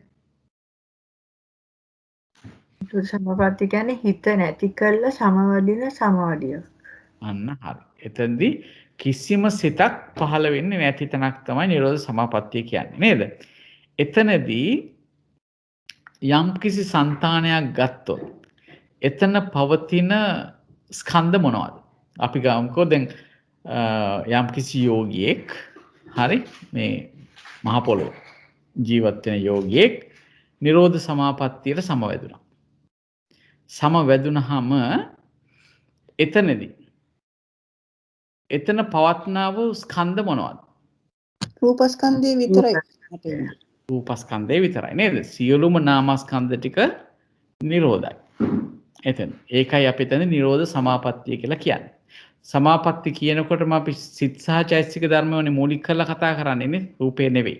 එතකොට නිරෝධ සමාපත්තිය කියනකොට එතන ඒ සිත් සියල්ලම නිරුද්ධ කරපො සිත් ඇති වෙන්නේ නැහැ. නිරෝධ සමාපත්තිය දවස් 7ක් ඉන්න ඒ අනාගාමීන් වහන්සේට හෝ රහතන් වහන්සේට ඒ දවස් 7 තුල සිත් ඇතිවීමක් නැහැ. කිසිම සිතක් භවංග සිතක්වත් ඇති වෙන්නේ නැහැ නේද? එතකොට එතනක් තියෙන නිරෝධයක්. එතනක් තියෙන නිරෝධයක්. හැබැයි ඒවා මේ తాවකාලිකව යටපත් වීම නැත්තම් తాවකාලික යටපත් වීම හැටියට තමයි එතන නිරෝධයක් තියෙන්නේ නේද? කලින් තිබ්බ චිත්තචෛතසික ධර්මය නිරුද්ධ වෙලා ගිහිල්ලා. එතකොට නැවත එතන හටගන්න නැති හින්දා ඒ කාලය තුලම නැවත හට ගැනීමක් නිරෝධයක් සිද්ධ වෙන්නේ නැහැ. නමුත් ඒකට අපි කියනවා නිරෝධ සමාපත්තිය කියලා. ඒ දෙක ගත්තාම මේ ෂණ වශයෙන් ලැබෙන නිරෝධයත් අපි කිව්වේ චිත්තචෛතසික ධර්මයන්ගේ රූප ගත්තත් ඒ ෂණ භංගයේ වශයෙන් ලැබෙන නිරෝධයත් අර නිරෝධ සමාපත්තිය කියන තැන තියෙන නිරෝධයත් ගත්තාම ඒවා නිරෝධය තමයි. හැබැයි ඒවා නිරෝධ ආර්ය සත්‍ය නෙවෙයි. ඇයි අපි නිරෝධ ආර්ය සත්‍ය නෙවෙයි කියන්නේ ඒවට? తాවකාලික නිසාය. තවත් විදිහකට කිව්වොත් ඒ කියන්නේ නිරෝධ ආර්ය සත්‍ය කියලා කියන්නේ මොකද්ද? සාක්ෂාත් කරන්නේ තින්ස. ඔව් නිරෝධ සත්‍ය කියලා කියන්නේ මොකද්ද? අසංකත චතුරාර්ය සත්‍ය කියන්නේ මේ ධර්මතා තුළ ඒක නැහැ. නිරෝධ සමාපත්තිය. අන්න නිරෝධ ආර්ය සත්‍ය කියලා කියන්නේ නිර්වාණයට නේද? එතකොට එතන නිර්වාණය කියන එක නෙවෙයි තියෙන්නේ නේද? නිරෝධ සමාපත්තිය උනත් නිර්වාණය නෙවෙයි. එතින්දී හැබැයි කියනවා මේ නිර්වාණ සැපය ඇති තැනක් කියලා. නමුත් අරමුණ නිර්වාණය නෙවෙයි. නේද? ඒ සිත්වල අරමුණ නිර්වාණය නෙවෙයි. ඒක නිසා එක නිරෝධ ආර්ය සත්‍ය නෙවෙයි නිරෝධයක්. හරි? ආර්ය සත්‍ය නෙවෙයි. ඊළඟට අපි ගත්තොත් නිරෝධය නො වූ ආර්ය සත්‍ය. නිරෝධය නො වූ ආර්ය සත්‍ය කියනකොට අපිට සත්‍ය කීයක් හම්බ වෙනවද? දුක්ඛ සත්‍ය, සමුදය සත්‍ය, මාර්ග සත්‍ය කියන මේ සත්‍ය තුන සාක්ෂාත් කිරීමේ කෘත්‍ය වශයෙන් නිරෝධ සත්‍ය වෙන්නේ නැහැ නේද? නිරෝධ සත්‍ය නම් සාක්ෂාත් කරන්න ඕන. දුක්ඛ සත්‍ය කොහොමද? පිරිසිදු දකින්න ඕනේ නේද? සමුදය සත්‍ය ප්‍රහාණය කරන්න ඕනේ. මාර්ග සත්‍ය වඩන්න ඕනේ. එහෙමනම් සාක්ෂාත් නොකරන අර්ථයෙන් අපි එතනට නිරෝධ සත්‍ය කියලා එකට කියන්නේ නැහැ. ඒක නිරෝධ සත්‍ය වෙන්නේ නැහැ.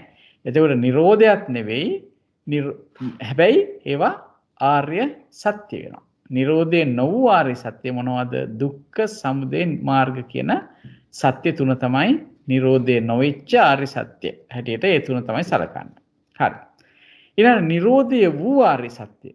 ඒක ලේසි නේද? ඒක තේරුම් ගන්න ලේසි. නිර්වාණ ධර්මයේ තමයි එතකොට නිරෝධයත් වෙන්නේ, නිරෝධ ආර්ය සත්‍යයත් වෙන්නේ. ඊළඟට නිරෝධය නො වූ ආර්ය සත්‍ය නො වූ ධර්ම හැටියට මොනවද දෙන්නේ? මාර්ග සංප්‍රයුක්ත ධර්ම සහ සමන ඵල චිත්තෝත්පාද ධර්මයෝද නිරෝධයත් නොවේ, ආර්ය සත්‍යයත් නොවේ. ආර්ය සත්‍ය නොවන ධර්ම හැටියට අපි දන්නවා මාර්ගාංග හැර මාර්ග චිත්තෝත්පාද ටිකත් ඵල චිත්තෝත්පාද ටිකත් තමයි ආර්ය සත්‍ය නොවෙන්නේ. ඒක නිරෝධයත් නෙවෙයි. ඒ විදිහට තමයි නිරෝධය පිළිබඳ අපි හතර ආකාරයේ හතර ණය ක්‍රමයකින් දැනගත්තේ. මේ පිළිබඳව ප්‍රශ්නයක් මොකුත් තියෙනවද? තේරුණාද? හොඳයි. හොඳයි. ඊළඟට අපි යනවා මාර්ග සත්‍ය පිළිබඳ ණය හතරට. එතනත් අර විදිහටමයි. මාර්ගය කියන එක ගන්නවා, ආර්ය සත්‍ය කියන එක අරගෙන ඒ දෙකේ ගැළපීම් තමයි මෙතන කරන්නේ. පළවෙනි එක තමයි මාර්ගය වූ ආර්ය සත්‍ය නො වූ ධර්ම. මාර්ගය වෙනවා. හැබැයි ආර්ය සත්‍ය වෙන්නේ නැහැ. මොනවද? මෙතෙන්ද කියනවා මෙහෙම. මාර්ගය වූ ආර්ය සත්‍ය නො වූ ධර්ම කියනකොට ආර්ය මාර්ගාංගයන් කෙරෙන් අන්‍ය වූ මිත්‍යා මාර්ගාංගයෝ මාර්ගය වූ ආර්ය සත්‍ය නො වූ ධර්ම වේ. හොඳයි. මම දැන් ප්‍රශ්නයක් අහන්න. මොනවද මේ මිත්‍යා මාර්ගාංග කියලා කියන්නේ? ඡේද දෘෂ්ටිය, ශාස්ත්‍ර දෘෂ්ටිය. මිච්ඡා ඔව් දෘෂ්ටිය, අංග හැටියට ගත්තොත් මිච්ඡා දෘෂ්ටි, මච්ඡා හරි. හොඳයි. එක එක බලමු. හරි මිත්‍යා දෘෂ්ටි කියව බොහොම හොඳයි. මේ චිරශ්‍රී මහත්මිය. මිත්‍යා දෘෂ්ටි කියන්නේ කුමක්ද? අපි පරමාර්ථ ධර්ම හැටියට ගන්නකොට කුමක්ද මිත්‍යා දෘෂ්ටි කියලා කියන්නේ? මොන චෛතසිකයද?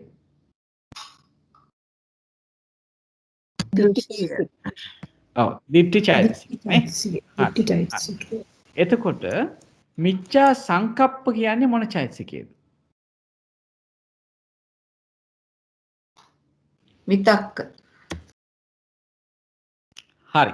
මොන විතක්කද කියලා ඊළඟ ප්‍රශ්නේ. මේකත් බෙදා ගන්න වෙනවා. මිත්‍යා විතක්ක. ඒ කියන්නේ කාමච්ඡන්ද, ව්‍යාපාද මිත්‍යා. වෙන විදිහකට කියන්නේ. වෙන විදිහකට කියන්නේ. මොන සිත් තුළ යෙදෙන විතක්කේද මිච්ඡා සංකප්ප? අකුසල් සිත්. අකුසල් සිත් 12 යෙදෙන විතක්කේ තමයි 12 මේ දෙනවද විතක්කේ? විතක්ක විචාර යෙදෙනවා. 12 විතක්කේ යෙදෙනවා නේද? අකුසල් සිත් 12 යෙදෙන විතක්කේ තමයි එතකොට මිච්ඡා සංකප්පය වෙන්නේ. හරි? ඊළඟ මිච්ඡා වාචා වෙන්නේ මොනවද? ප්‍රප්පලාප, පරුස වාච ඒවනේ. සම්මා වාචා දැන් චෛතසික හැටියට ගත්තොත් සම්මා විරතිය නේද? මිච්ඡා විරති චෛතසික. විරති චෛතසික කියන්නේ කුසල් චෛතසික. කුසල් වලට ඒක තමයි විරති කුසල් වලට යන්නේ. මේක මේ සමාවෙන ජයන්ත මහත්තයා ඔතන අර මාර්ගාංග 12ට අයිති වෙන්නේ මිත්‍යා දිට්ඨි, මිත්‍යා සංකප්ප, මිත්‍යා වායාම, මිත්‍යා සමාධි නේද? ඔව්. හරි. ඒ හතර එතකොට එන්න ඕනේ නේද? ඔව්. මිච්ඡා වාචා කියන්නේ මොන චෛතසිකයද කියලා ඇහුවේ? මිච්ඡා වාචා කියන්නේ විතර්ක විචාර නෑ ඇත්තටම මේ මිච්ඡා වාචා කියනකොට අපි චෛතසිකයක් නම් කරන්නේ නෑ. හරි අපි සාමාන්‍යයෙන් ගත්තට මිච්ඡා වාචා කියන තැන අපිට ඇත්තටම ඔය දැන් මිච්ඡා වාචා කියන එක කරන්නේ මොනවා නිසාද? කෙනෙක් බොරුවක් කියන මිත්‍යා දෘෂ්ටිය හින්දා. ලෝභයෙන් අර අන්න හරි. ලෝභයෙන් පාවිච්චි වෙනවා නේ. ලෝභය නිසා එහෙම දෙයක් කියන්න පුළුවන් නේද? වෙන ද්වේෂය නිසාත් පුළුවන්. දේශ නිසා කියන්නත් පුළුවන්. ද්වේෂය නිසාත් පුළුවන්. බොරුවක් කියන්න පුළුවන් වෙන කෙනෙක් ප්‍රශ්නයකට පටලවන්න ඕන වෙන එකනා වුණාම බොරුවක් කියනවානේ. කරපු නැති දෙයක් කරා කියලා කියන්න පුළුවන් නේද? ඒ වගේ කියන්න පුළුවන්. ඒවතකොට ලෝභ ද්වේෂ කියන ඒවා තමයි පසුපසින් ඒ දේවල් කරන්න පොළඹවන්නේ. හැබැයි චෛතසික හැටියට ගත්තාම අපිට මිච්ඡා වාචා, මිච්ඡා කම්මන්ත, මිච්ඡා ආජීව කියලා චෛතසික ධර්ම නැහැ. ඒවා පසුපස ලෝභ දෝෂ කියන වගේ බලපෑම් ඇතිව තමයි මේ දේවල් කරන්නේ. හරි?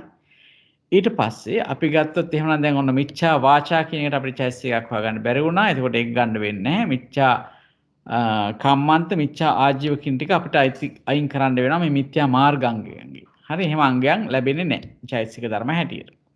ඊළඟට මිච්ඡා සති. මිච්ඡා සති කියන්නේ මොකක්ද?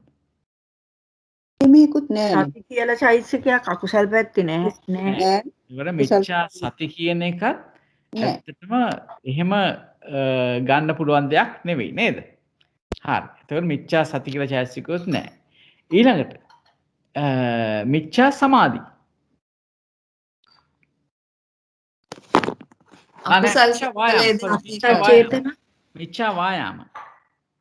අකුසල් සිත්වල යෙදෙන විරිය. විරිය. අන්න හරි. අකුසල සිත්වල යෙදෙන විරිය තමයි මිච්ඡා වායාම කියලා කියන්නේ. වීර්ය චෛතසිකය නේද? අකුසල සිත්වල යෙදෙන වීර්ය චෛතසිකය තමයි මිච්ඡා වායාම කියන්නේ. එතකොට මිච්ඡා සති කියලා එකක් නැහැ. මිච්ඡා සමාධි කියලා කියන්නේ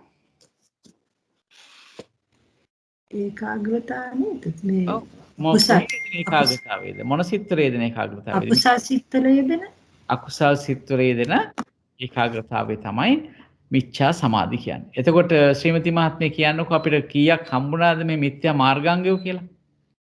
මිත්‍යා මාර්ගාංගය 4යි. මිත්‍යා දිට්ඨි, මිත්‍යා සංකප්ප, මිත්‍යා වාචා, මිත්‍යා සමාධි. වාචාවේ නැහැ. සමාවෙන්න. මිත්‍යා දිට්ඨි, මිත්‍යා සංකප්ප, මිත්‍යා වායාම, මිත්‍යා සමාධි. මිත්‍යා සමාධි. ඔය 4 තමයි මේ මිච්ඡා මාර්ගාංගය කියලා කියන්නේ. නේද? එතකොට දැන් මෙතෙන්ද කියන බලන්න මාර්ගය වූ ආර්ය සත්‍ය නො වූ ධර්ම හැටියට ඔන්න ඔය ටික කියනවා. ආර්ය මාර්ගාංගය ගන්න නැතුව ආර්ය මාර්ගාංගය කියලා අංගයන් කියලා කිව්වේ සම්මා දිට්ඨි, සම්මා සංකප්ප කොහොම ගිහිල්ලා සම්මා සමාධි වෙනකන් ඒ අට තමයි ආර්ය මාර්ගාංගයන් කියලා ගත්තා. ඒවා හැර අන්‍ය වූ මිත්‍යා මාර්ගාංගය කියලා ගන්නකොට ඇත්තට ගන්න අපිට දෘෂ්ටියනේ මිත්‍යා දිට්ඨි. හරි?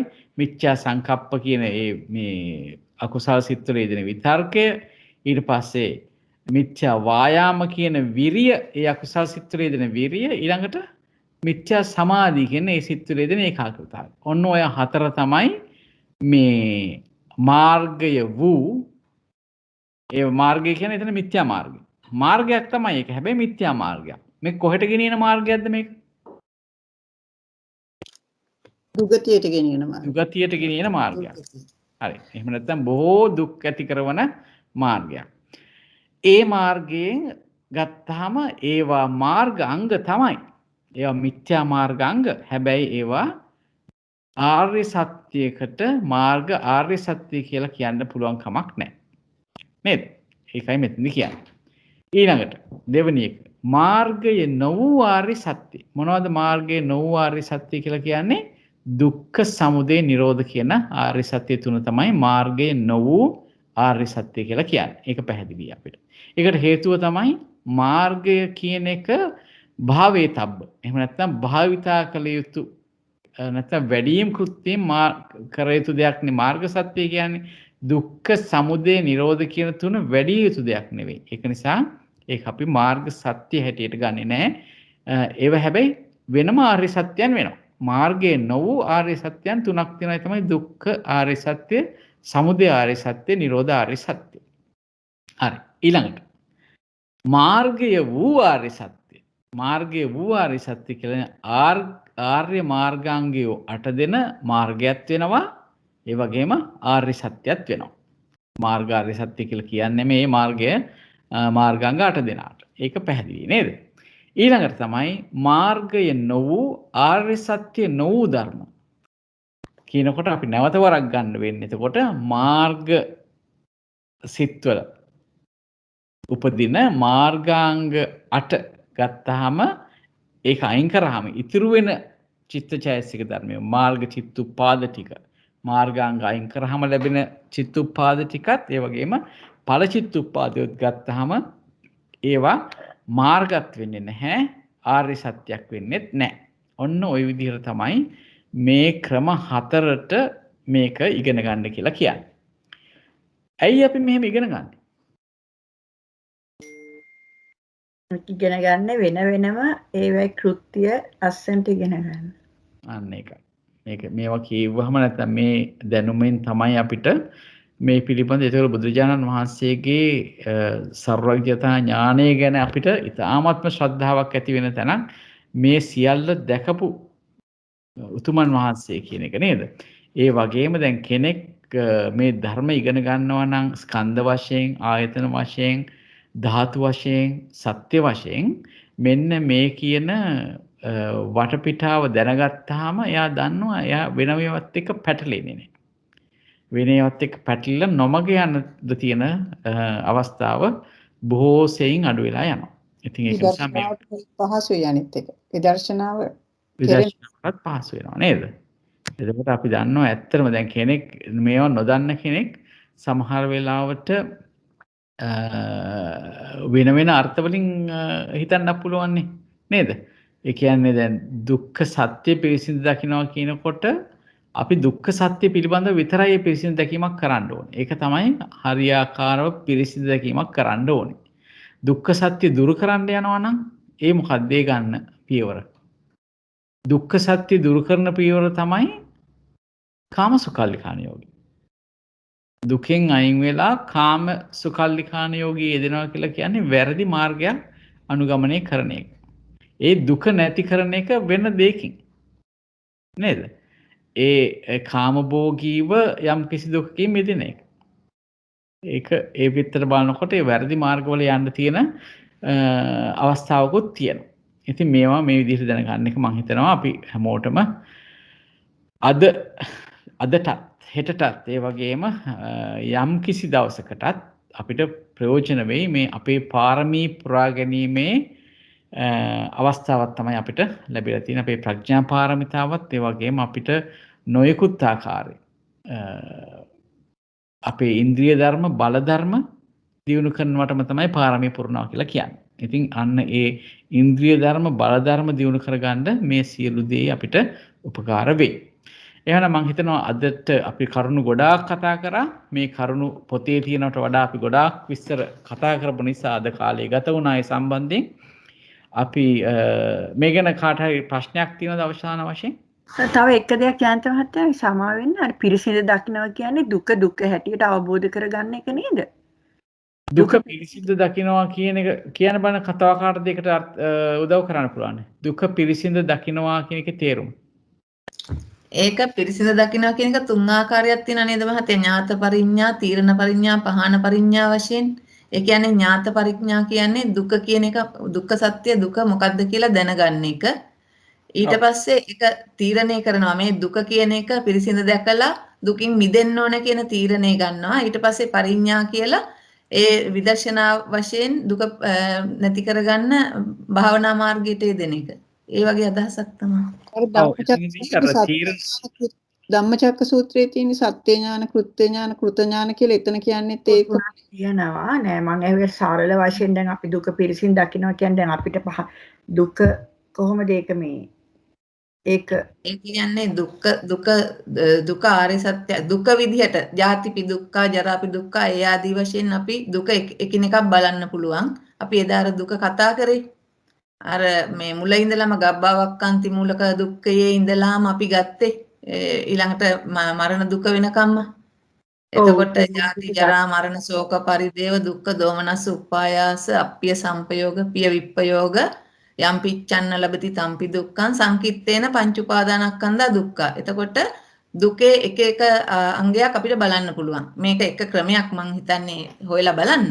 එතකොට ජාතිය කියන එක දුකක් කියලා මෙනෙහි කිරීම වශයෙන් දුකයි කියලා බලන එකකුත් අයිතිද කියලා මේ දුක පිරිසිදු දකින්නවා කියන එකට. ඒකත් අයිති නේද? ඇත්තටම බලන්න දැන් දුක පිරිසිදු දකින්නවා කියනකොට දැන් මෙතන ආපහු පොඩ්ඩක් අපි මේ අද කතා කරපු දැනට මුලට ගියොත් එහෙම බලන්න එතන තමයි දුක පිරිසිදු දැකීමට බොහෝම උපකාර වෙන්නේ. ඒ තමයි බලන්න මේ දුක කියන එක පෙන්ලා තියෙන විදිහ. දුක්ඛ සත්‍ය පිළිබඳව ණය හතරක් තියෙනවානේ. ඒකෝර මේ දුක්ඛ සත්‍යනේ අපිට පිරිසිදු දකින්න ඕනේ. දුක්ඛ සත්‍යයේ කොටසක් තමයි කායික දුක මානසික දුක කියන එක දුක්ඛ සත්‍යයේ කොටසක්. හැබැයි අපි නොදකින දුකක් තියෙනවා. ඒ තමයි මේ පෙළීම් වශයෙන් ඇතිවීම නැතිවීම වශයෙන් ඇතිවන දුක අපිට පේන්නේ. ඒක තමයි අපි ওই දුක ගැන කතා කරනකොට පටිච්චන්න දුක්ඛ අපටිච්චන්න දුක්ඛ කියලා දෙකක් ගැන කතා කරනවා. පටිච්චන්න දුක්ඛ කියලා කියන්නේ මොකද්ද? පේන්න තියෙන විවෘතව තියෙන දුක.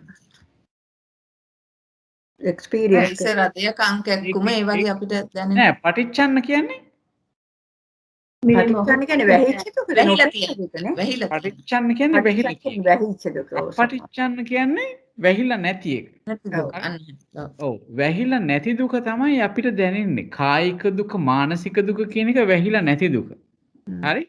ඒ ඔය වැහිලා නැති දුක් ටික තමයි ගොඩක් වෙලාවට මේ අපි කියන්නේ ඔය දැන් ජාතිපි දුක්ඛා ජරාපි දුක්ඛා ව්‍යාධිපි දුක්ඛෝ මරණම්පි දුක්ඛං ආදී වශයෙන් ඒව වැහිලා නැහැ. අපිට සාමාන්‍යයෙන් බෞද්ධ වෙන්න ඕනේ නැහැ ඒ ටික දකින්නනේ. ඒ ටික දකින්න පුළුවන්. ඒ කියන්නේ අත්දකින්න පුළුවන් රළු වශයෙන් අත්දකින්න පුළුවන් දුකක් තියෙනවා. හරි?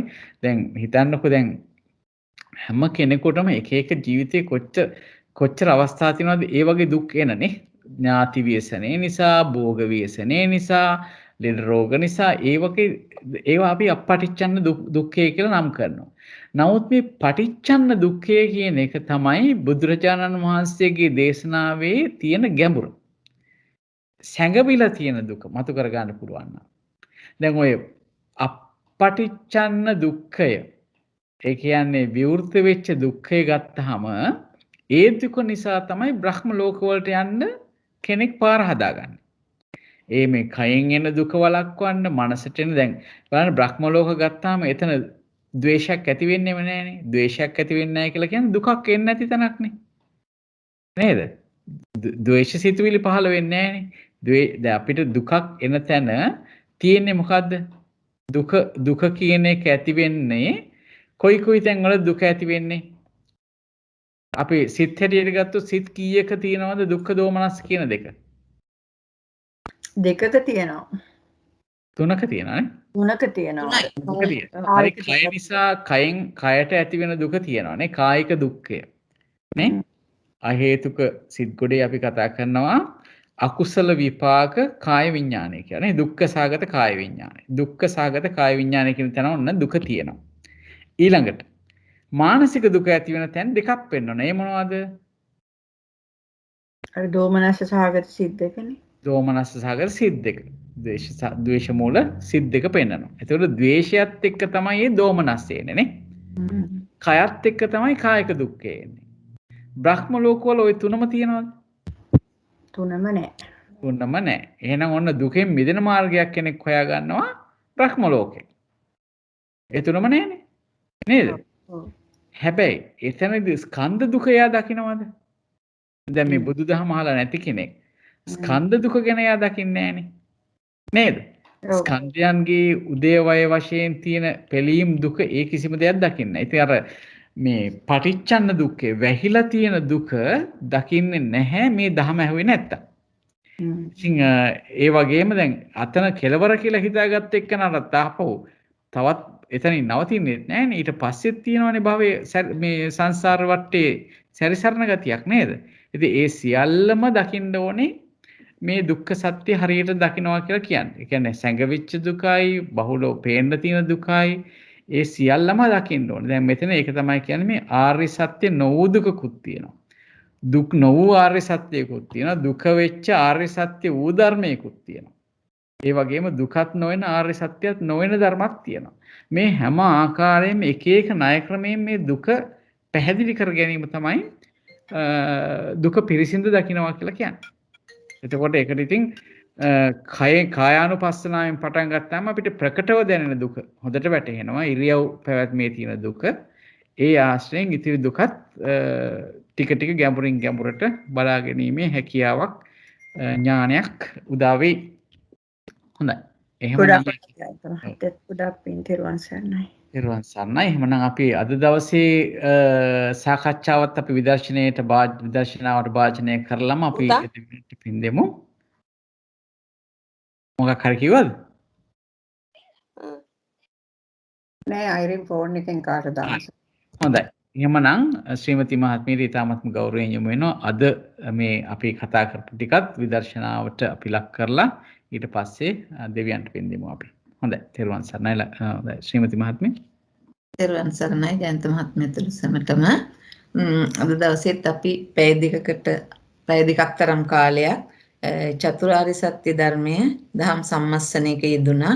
මේ ධර්ම සම්මස්සන කාලය තුලදී පහළ වුණු නාම රූප ස්කන්ධ ආයතන ධාතු ආදී වූ පරමාර්ථ ධර්ම ක්ෂණයක් පාසා මොහොතක් පාසා ඇතිව නැතුව ගිය නිසා අනිත්‍යය, ඇතිවීම නැතිවීම දෙකින් පෙළෙන නිසා දුක්ඛයෝය, තම තමන් කැමැති පරිදි පවත්වා ගත නොහැකි නිසා නොපැවති බැවින් අනාත්මයෝය, අසාර නිස්සාර අපිරිසිදු බැවින් අසුභයෝය. අනිත්‍ය වූ දුක්ඛ වූ අනාත්ම වූ අසුභ වූ නාම රූප ස්කන්ධ ආයතන ධාතු නම් වූ මේ පරමාර්ථ ධර්ම පීලන සංකත සංතාප විපරිණාම අර්ථයෙන් සමන්නාගත බැවින් ඒකාන්තයෙන් දුක්ඛ සත්‍ය නම් වන්නේය. ඒ දුක්ඛ සත්‍ය උපදවන්නා වූ පූර්ව භව තෘෂ්ණාව ආයෝහන නිධාන සංයෝග පලිබෝධාර්ථයෙන් සමන්නාගත බැවින් ඒකාන්තයෙන් සමුදය ආර්ය සත්‍ය නම් වන්නේය. දුක්ඛයත් සමුදයත් නැති නිර්වාණ ධාතුව විවේක නිස්සරණ අසංකත අමතාර්ථයෙන් සමන්නාගත බැවින් ඒකාන්තයෙන් නිරෝධ සත්‍ය නම් වන්නේය.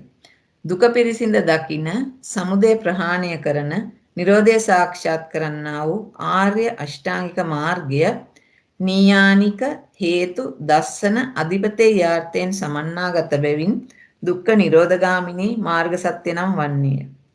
අනන්ත සසර පටන් ලෝව වැඩවදාළ බුදුපසේ බුදු මහරහතන් වහන්සේලා මේ උතුම් ආර්ය සත්‍යයන් අවබෝධ කොට සසර දුක් තරණය කිරීමට සමත් වුණසේක. කෙලෙස් ගිනි නිවාලමින් සසර දුක් තරණය කළ බුදුපසේ බුදු මහරහතන් වහන්සේලාට සදාකල් අපගේ ගෞරවාචාර උත්තමාංග නමස්කාරය වේවා. අපගේ ජීවිතද පූජා වේවා. පූජා වේවා. පූජා වේවා. සාදු සාදු සාදු. අපි උපසමානුස්සති කරමු. ඒතං සන්තං ඒතං පනීතං යදිදං සබ්බ සංඛාර සමතෝ සබ්බ උපදි පටිනිස්සග්ගෝ තණ්හක්ඛයෝ විරාගෝ නිරෝධෝ නිබ්බානන්ති. එයමයි ශාන්ත, එයමයි ප්‍රණීත. එනම් සියලුම සංස්කාර ධර්මයන්ගේ සංසිඳීම නම් වූ කෙලෙස් නම් වූ සියලු උපදීන්ගේ දුරුවීම නම් වූ තණ්හාවගේ නිර්වශේෂ ප්‍රහාණය නම් වූ නොයල්ම ඇත්තා වූ කෙලෙසුන්ගෙන් නිදහස් වුණු නිර්වාණයයි. ඒකාන්තයෙන් ශාන්තයි ප්‍රණීතයි. ඒ උතුම් වූ ශාන්ති ලක්ෂණ සහිත නිර්වාණ අවබෝධය පිණිස අප කරන්නා වූ සියලු කුසල ධර්මයෝ පාරමිතා බවට පත් වේවා.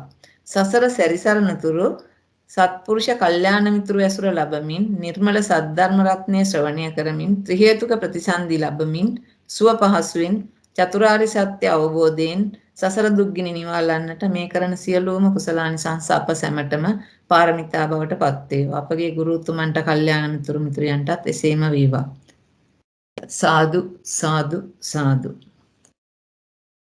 හොඳයි ශ්‍රීමති මහත්මිය, අපි එහෙමනම් අපේ චිරස්ත්‍රි මහත්මියගේ ඒ දරුවන්ටත් අපි සුවය ප්‍රාර්ථනා කරලා දෙවියන්ටත් පින් දීලා වැඩසටහන නිමා කරමු. මම නැවතත් ඔබතුමියට ගෞරවයෙන් යොමු වෙනවා. තෙරුවන් සරණයි. තෙරුවන් සරණයි. අපිත් එක්ක බොහෝ කාලයක් එකට ධර්ම මාර්ගයේ ගමන් කරන ධර්ම මිතුරියක් වුණු ස්විට්සර්ලන්තේ ජීවත් වෙන චිරශ්‍රී උඩුගම්පල මහත්මියගේ දියණියත් බෑනනුවන් වන මලින්ද හේරත් පුතාත් ඒ පුංචි දරු දෙදෙනාත් ඒ 4 දෙනාම කොරෝනා රෝගයෙන් පෙළෙනවා. ඒ මලින්ද හේරත් පුතණුවන් දැඩි ලෙස රෝගාතුර වෙලා රෝහලක ICU එකේ ප්‍රතිකාර ලැබමින් ඉන්නවා. එතුමාගේ තත්ත්වය ඊයේ පෙරේදා හුඟක් අමාරු තත්ත්වයක හිටියා. එතුමා සුවය ලැබමින් ඉන්න බව දැනගන්න ලැබුණා. ඉතින් ඒ පුතණුවන්ට ඒ කරන්නා වූ වෛද්‍ය ප්‍රතිකාර වලින් අපි සුවය ලැබේවා කියලා ත්‍රිවිධ රත්නයෙන් ගුණ සිහි කර මෙසේ ආශිර්වාද කරමු.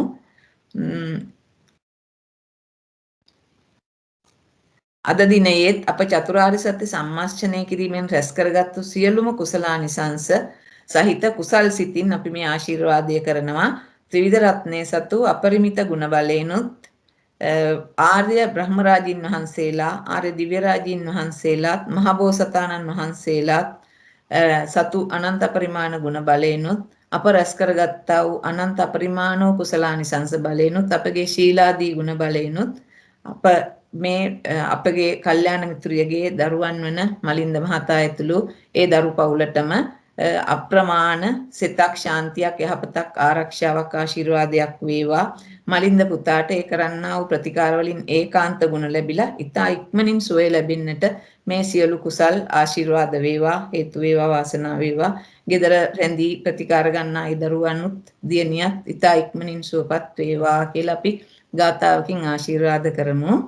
අට විසති මේ බුද්ධා පූරෙත්වා දස පාරමී ජෙත්වා මාරාරි සංඝාමං බුද්ධත්තං සමුපාගමං ඒතේන සච්ච වජ්ජේන ජය සිද්ධී භවන්තු තේ සංසච්චේන සීලේන කන්ති මෙත්ත බලේන ච තේ පිත්වං අනුරක්ඛන්තු ආරෝග්‍යේන සුකේන ච තේ සංසච්චේන සීලේන කන්ති මෙත්ත බලේන ච තේ පිත්වං අනුරක්ඛන්තු ආරෝග්‍යේන සුකේන ච තේ සංසච්චේන සීලේන කන්ති මෙත්ත බලේන ච තේ පිත්වං අනුරක්ඛන්තු ආරෝග්‍යේන සුකේන ච. සාදු සාදු සාදු. සුවපත් වේවා, සුවපත් වේවා, සුවපත් වේවා. සාදු බොහොම ශ්‍රීමති මහත්මියට සාදු සුවපත් වේවා.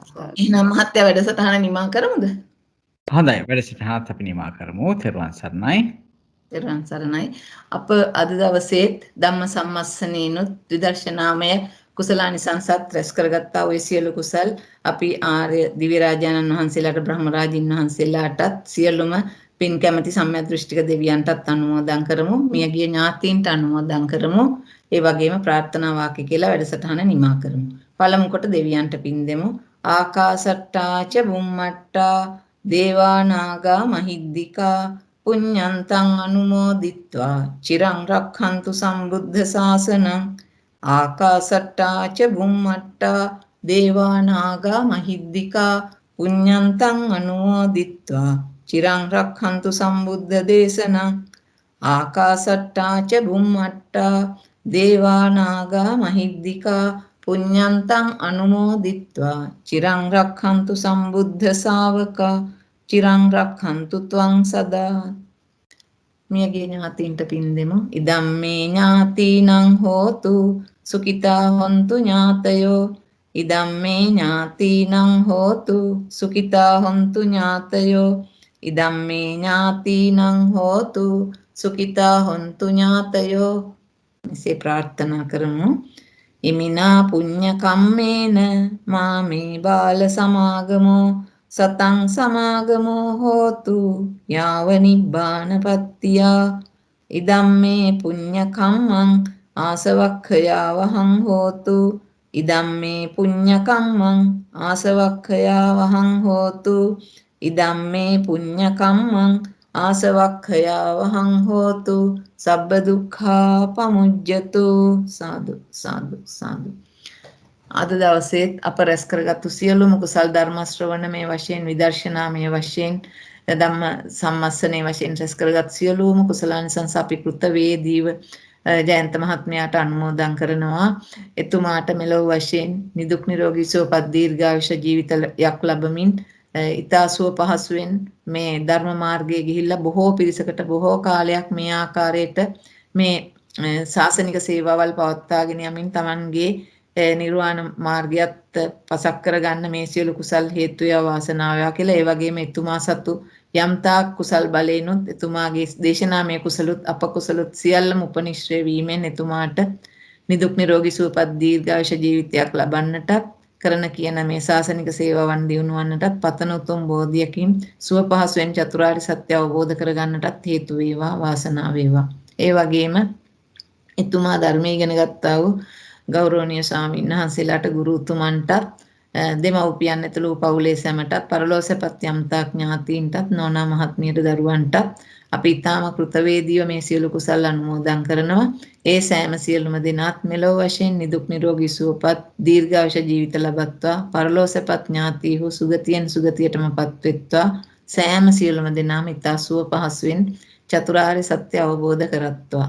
ඒ වගේම අපිට මේ දහම් මණ්ඩප සකස් කළා දීලා අපිට ඊට ඈත අතීතේ පටන් උදව් කරපු යම්තා කරන මිතුරු මිතුරියන් දලුවත් මහත්මයා ඒ වගේම මේ බ්‍රුනෝ මහත්මයා ඒ ආදී සෑම සියලුම දෙනා ලක්ෂ්මී මහත්මිය ඒ අපේ ගුරු උතුමන් මංගලස විද්‍යාරත්න සහ ඇතුළු ඒ සෑම සියලුම දෙනාට යම්තාක් අපිට උදව් කරපු සෑම සියලුම ගුරු උතුමන්ටත් ඒ වගේම මේ සහභාගී වෙන කලන මිතුරු මිත්‍රයන්ටත් ඔබ සැමගේ පවුල්වල සෑම සියලුම දෙනාටත් ගුරු උතුමන්ටත් ස්වාමීන් වහන්සේලාටත් ඒ වගේම පරලෝසපත් ඥාතීන්ටත් සුජීවත් වෙන්න සැමටත් ඔබ සෑම සියලුම දෙනාටත් ඒ ආකාරයෙන්ම මෙලොව වශයෙන් නිදුක් නිරෝගී සුවපත් ජීවිත ලැබමින් සුව පහසුවෙන් චතුරාර්ය සත්‍ය අවබෝධ කරගන්නට යාමට අවශ්‍ය ධෛර්ය ශක්තිය වීර්ය සම්පාදනය වේවා. නිදුක් නිරෝගී භාවය නිරතුරුව රැකේවා. සසර සැරිසරන්තුරු නිර්මල ධර්ම රත්නය ශ්‍රවණය කරමින් කල්යාණ මිත්‍ර ආශ්‍රය ලැබමින් සුව පහසුවෙන් චතුරාර්ය සත්‍ය අවබෝධ කරගන්නට මේ පින් හේතු වේවා වාසනාව වේවා.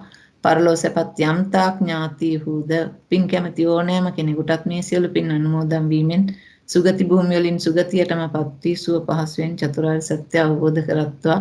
මුළු ලෝකයටම මහත්ම ව්‍යසනයක් වෙන සෑම දිනාම කම්පා කරන මේ භයානක කොරෝනා රෝගයෙන් ඉතා ඉක්මනින් මේ ලෝකයට මිදෙන්නට මේ ත්‍රිවිධ රත්නයේ සතු අනන්ත ගුණ බලයෙන් හේතු වේවා වාසනාව වේවා. ත්‍රිවන් සරණයි. සාදු සාදු. Good afternoon,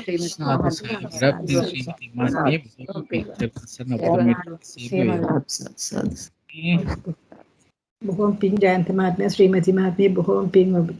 ත්‍රිවන් සරණයි. ත්‍රිවන් සරණයි. බොහොම පිං සරණයි. දරුවසු ඒවා. සාදු සාදු.